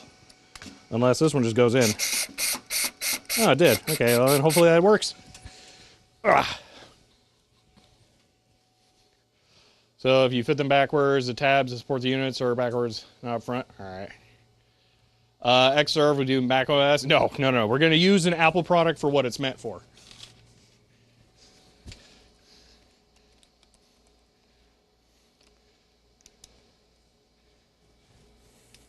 Oh, dropped screw. Oh well. Didn't need it anyway. I mean, I do, so I'm going to grab it, but, you know, not this second. Please for my tardiness out. Delayed Thanksgiving dinner. Your mom and nephew. Well, glad you're having a good time, at least. All right. Oh, we did all the networking without you, though, Silent Searchlight. Sorry. We net all the works, so there's nothing left to work net. Okay. Let's see if I can be all fancy and actually get these two aligned correctly. What do we think? Does that look right? I don't think so. What about this one? It's probably that one. Ah, God! Ooh, get in there. Ow.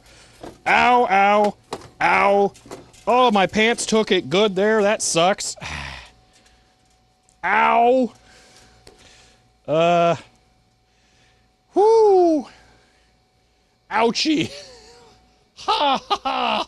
Ha! Well, the battery bank for the wireless microphone did a good job there of protecting my leg for the initial hit, but I got a hole in my pants now, so that sucks.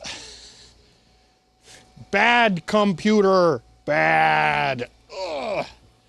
Ha! Oh, that hurt a lot.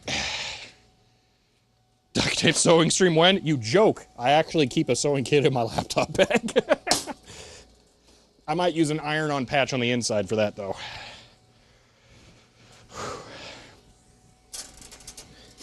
Okay.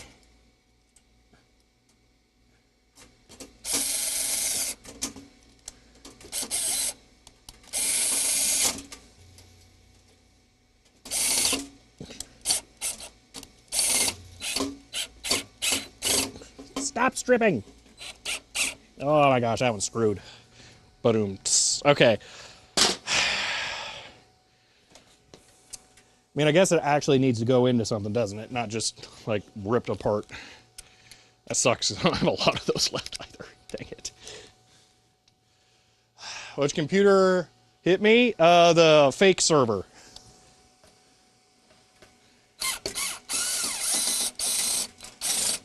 It's really smelly back here, like heat.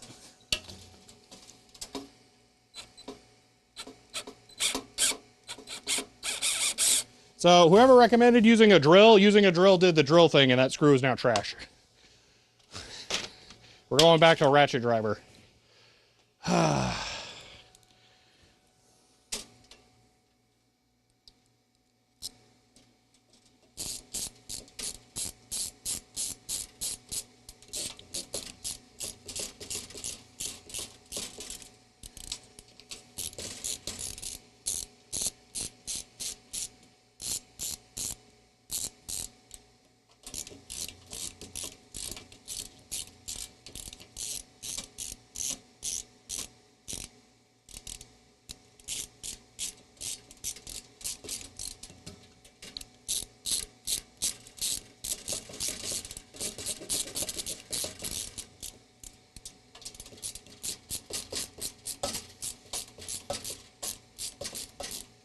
Okay. There's that. How much fiber cable's on that spool? None. That's copper. You have to set the clutch on the drill? I did to locked. Okay, let me go grab a... Oh, you know what? How about this? Oh gosh, it's heavier than Xserve. Oh, jeez. A way better switch than the MikroTik. Just uses way more power. Yeah. Yeah.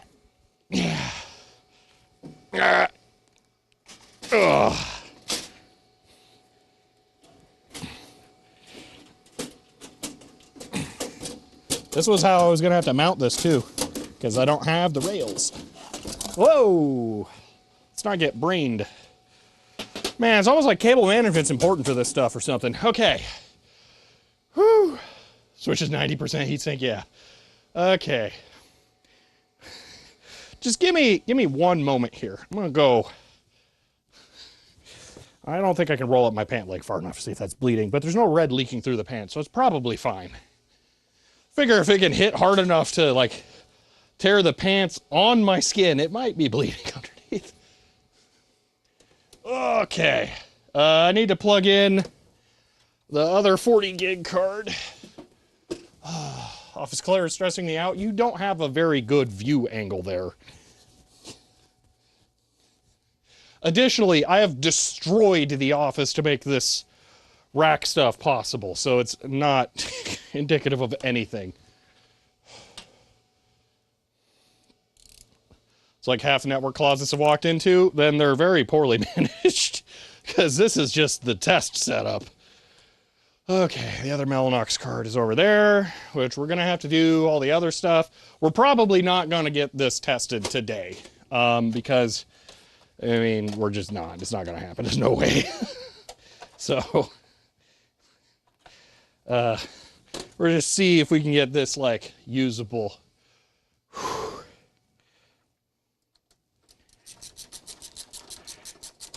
Okay. Nah. All right. Does this have a operating system? Oh, it's supposed to be the long drive. Where did that go? Uh-oh. Oh, drat. Okay, this doesn't have an operating system because there's no boot drive because I unplugged it to show it off and then now it's gone. And I don't know what happened to it. Huh. Okay.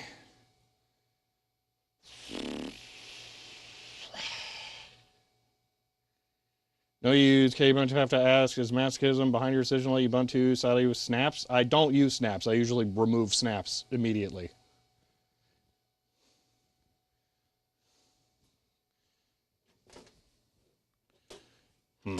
All right. Why is there a screw on here? Oh, it's a plastic, like, weld thing. Yeah.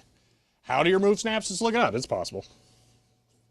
Basically, you just use app to uninstall it and then replace the Firefox repo. So, yeah, this has to go here. Like that. It's just going to pretend to be a 4U server.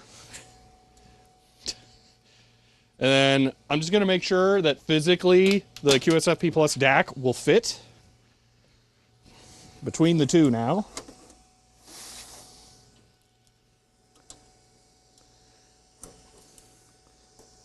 It's not amazing, but it works. I don't like it, but it's fine. I'm going to want to change the 10 gig port to the top port to get that extra little bit of slack.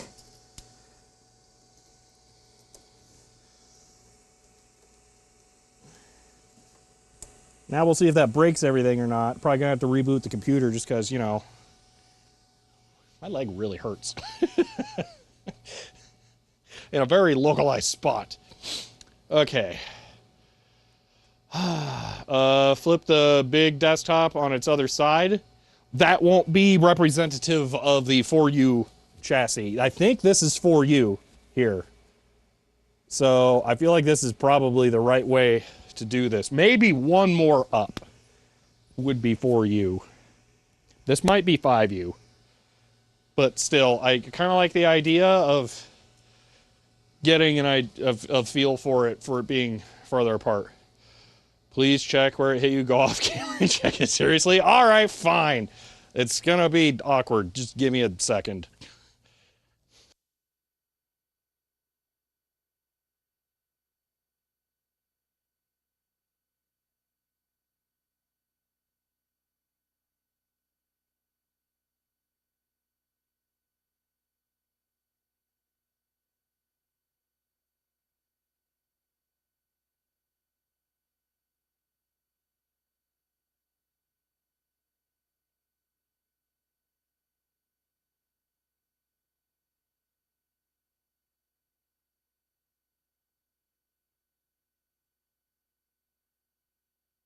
Okay, it's not good, but it's not bad enough that I need to stop.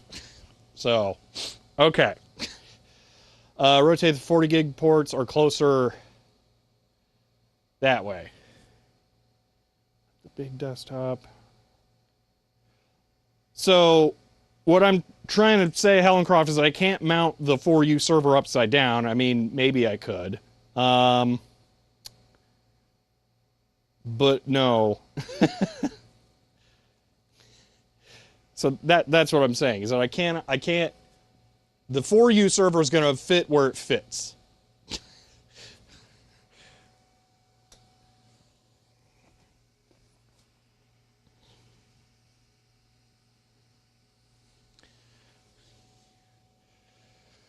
Okay, let's see. I need to find the boot drive for that machine now. I think it's somewhere up here. Why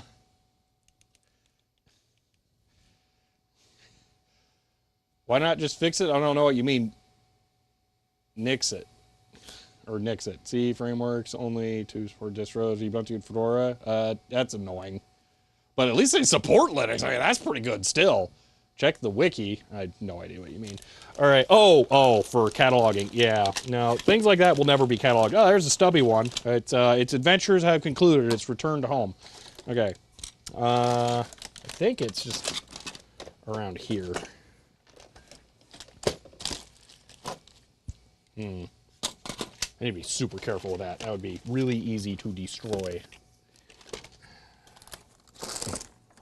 Why are those there? Popped in to check. Mess level is over 9,000. I unboxed so much junk today, but it's all working. We have the... So I got the server connected. That's the 10 gig card for the server. Just pretend that the lights are blinking. I just moved the thing, and I probably need to reboot it now.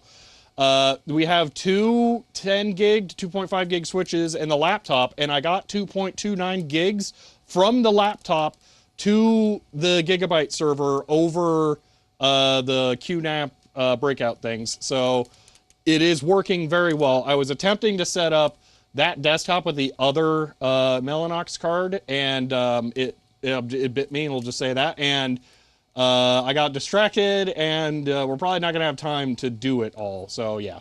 So, but yes, it's working so far. So I'm going to go ahead and restart the Supermicro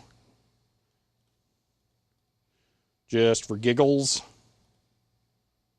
It has dropped off the network for some reason. That's weird. Video capture's gone too. Did it go into standby or something? That's weird. Message levels over 10,000. Okay, sure.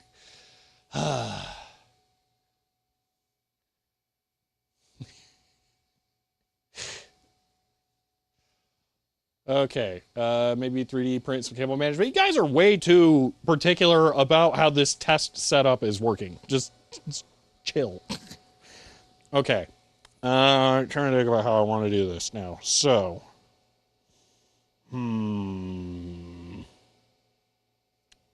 why is this not showing up? The lights are blinking here. You know what? The management port, I can reboot it with that. Here we go. It's this one.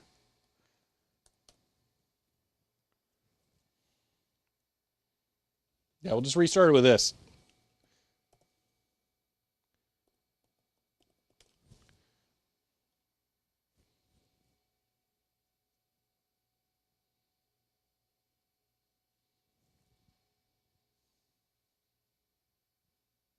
The cables are going to be managed when the server is in final setup. Just don't worry about it. This is not... It's not getting set up in the middle of the room. So you can just, like, this is not.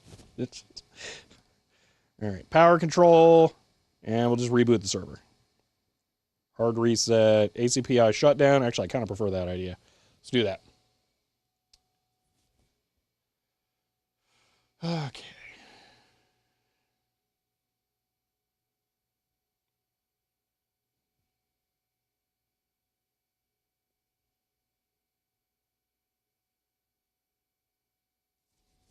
Yeah, I thought so. It just timed out. So now tried to wake up.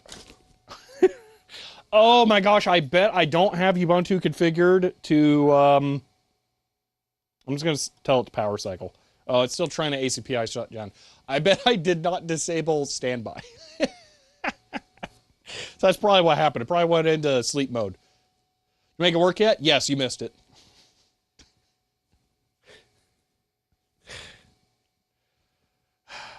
But we can't use the second card yet. I'm gonna have to dig around the office and try and find another SSD that I misplaced somewhere. Okay, cool. Yeah. Where did I go? I found a Connor hard drive. That's like an SSD, right? Dude, where'd I put it? So stupid. Ugh. Okay, well, server goes into sleep mode. Again, nothing here is a final setup. I'm not even going to use this operating system install in the final setup.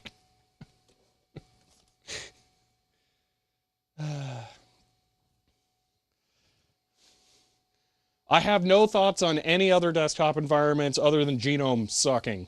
That's literally it. Nothing. I have never distro hopped. I have not tried Mate. I've never used Cinnamon. I tried Arch once just because I thought that the ARU install for, DaVinci Resolve might work better, but that also used KDE, so... And I also left it as soon as I possibly could.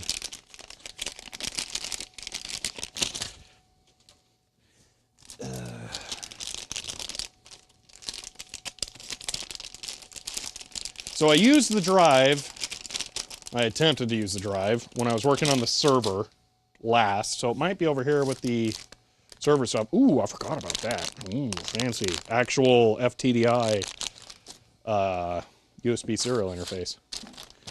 It would make so much sense if it was over here. Or here?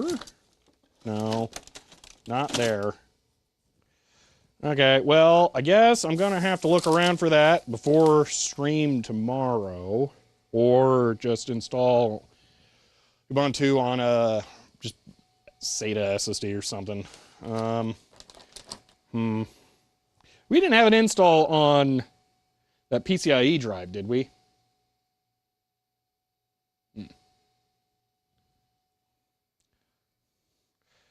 Performing power off task failed. This means because of host OS, yeah, it's being dumb. Power cycle it. Oh, taking it out of standby made it work with the other NIC though. So, yep. That's what Dogface just said. Okay. Genome 1 and 2, the only good genomes? Yes, Genome 3 is so bad. It's awful. I don't know what on earth they were thinking.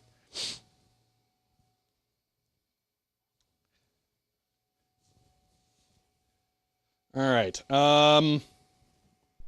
Yeah, I think we might have to call it. Because I need to do a little bit more setup, and yeah, but we made all of the progress I actually thought we were going to make today. I'm really, really happy with where we're at.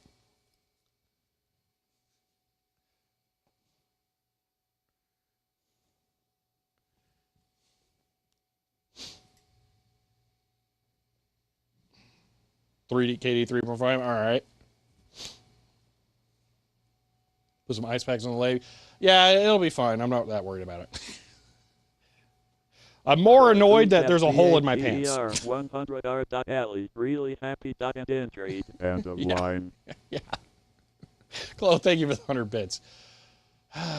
Check out the missing pages in the manual you archived. Oh, yeah, let's look at that. That's a good point. I totally forgot about that. So it was pointed out to me that I missed pages 22 and 23 potentially in this manual. Maybe not 22 and 23. Was it? Okay. So 21. Do you know what pages it was? 23, 24. Hold on. So 21, 22. Okay, so host Pascal. So is it 20 and 21?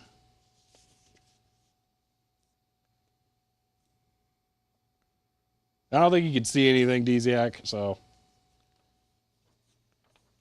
It's called working pants for a reason. These are extremely tough pants. That would have been worse with an inferior pair of pants. Yeah, I think it's 22, 23. Okay. So those pages do exist. So I apparently need to rescan this because I'm probably not going to get the color right. So, okay, I'll set this aside to be rescanned because I screwed it up after I made such a stink over that. I don't know how I missed that. Huh. Okay. But all right, we're going to wrap this up. Let me go over to here. I think the only thing I could do from here is ramble on because we don't have anything we can do in the amount of time that we have. So, yeah. So obviously, as soon as you look at the baud rate dip switches, it was amused to notice in the Soggy Electric video, Dex LA50 is also the same. So, yeah, two mechanisms, the image writer, just deck-shaped box. Oh, that is cool. That's funny. So, yeah, we're going to run the outro. Yep. All right.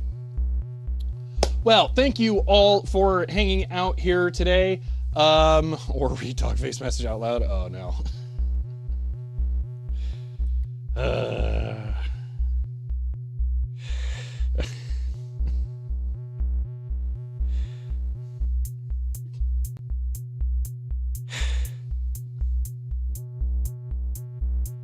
Yeah.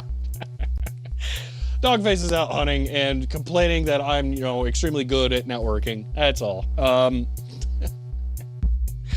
Anyway, there's no OSHA involved. I have no employees. That's not how that works. Okay. So, yes, this was highly productive. I'm really, really happy we made all that work. Things are falling into place now for the network rebuild, and it's looking like this is going to work out well. So, yeah. So good at networking, networks, right, yeah. But yeah, so anyway, if y'all enjoyed this stream, you may want to follow to be notified when I go live again next. If you want to help support the channel, you can find me on Patreon, but or get a shirt like this one, that too. But that is it for now, and I will see you all next time. That printer thing just never, ever works out right.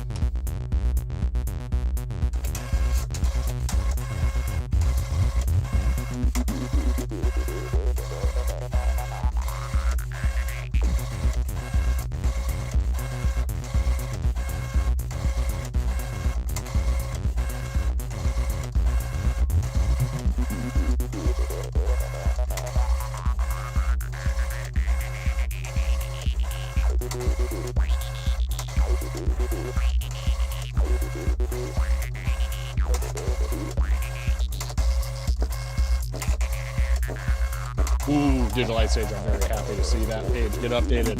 Awesome. Still need to get one of those myself.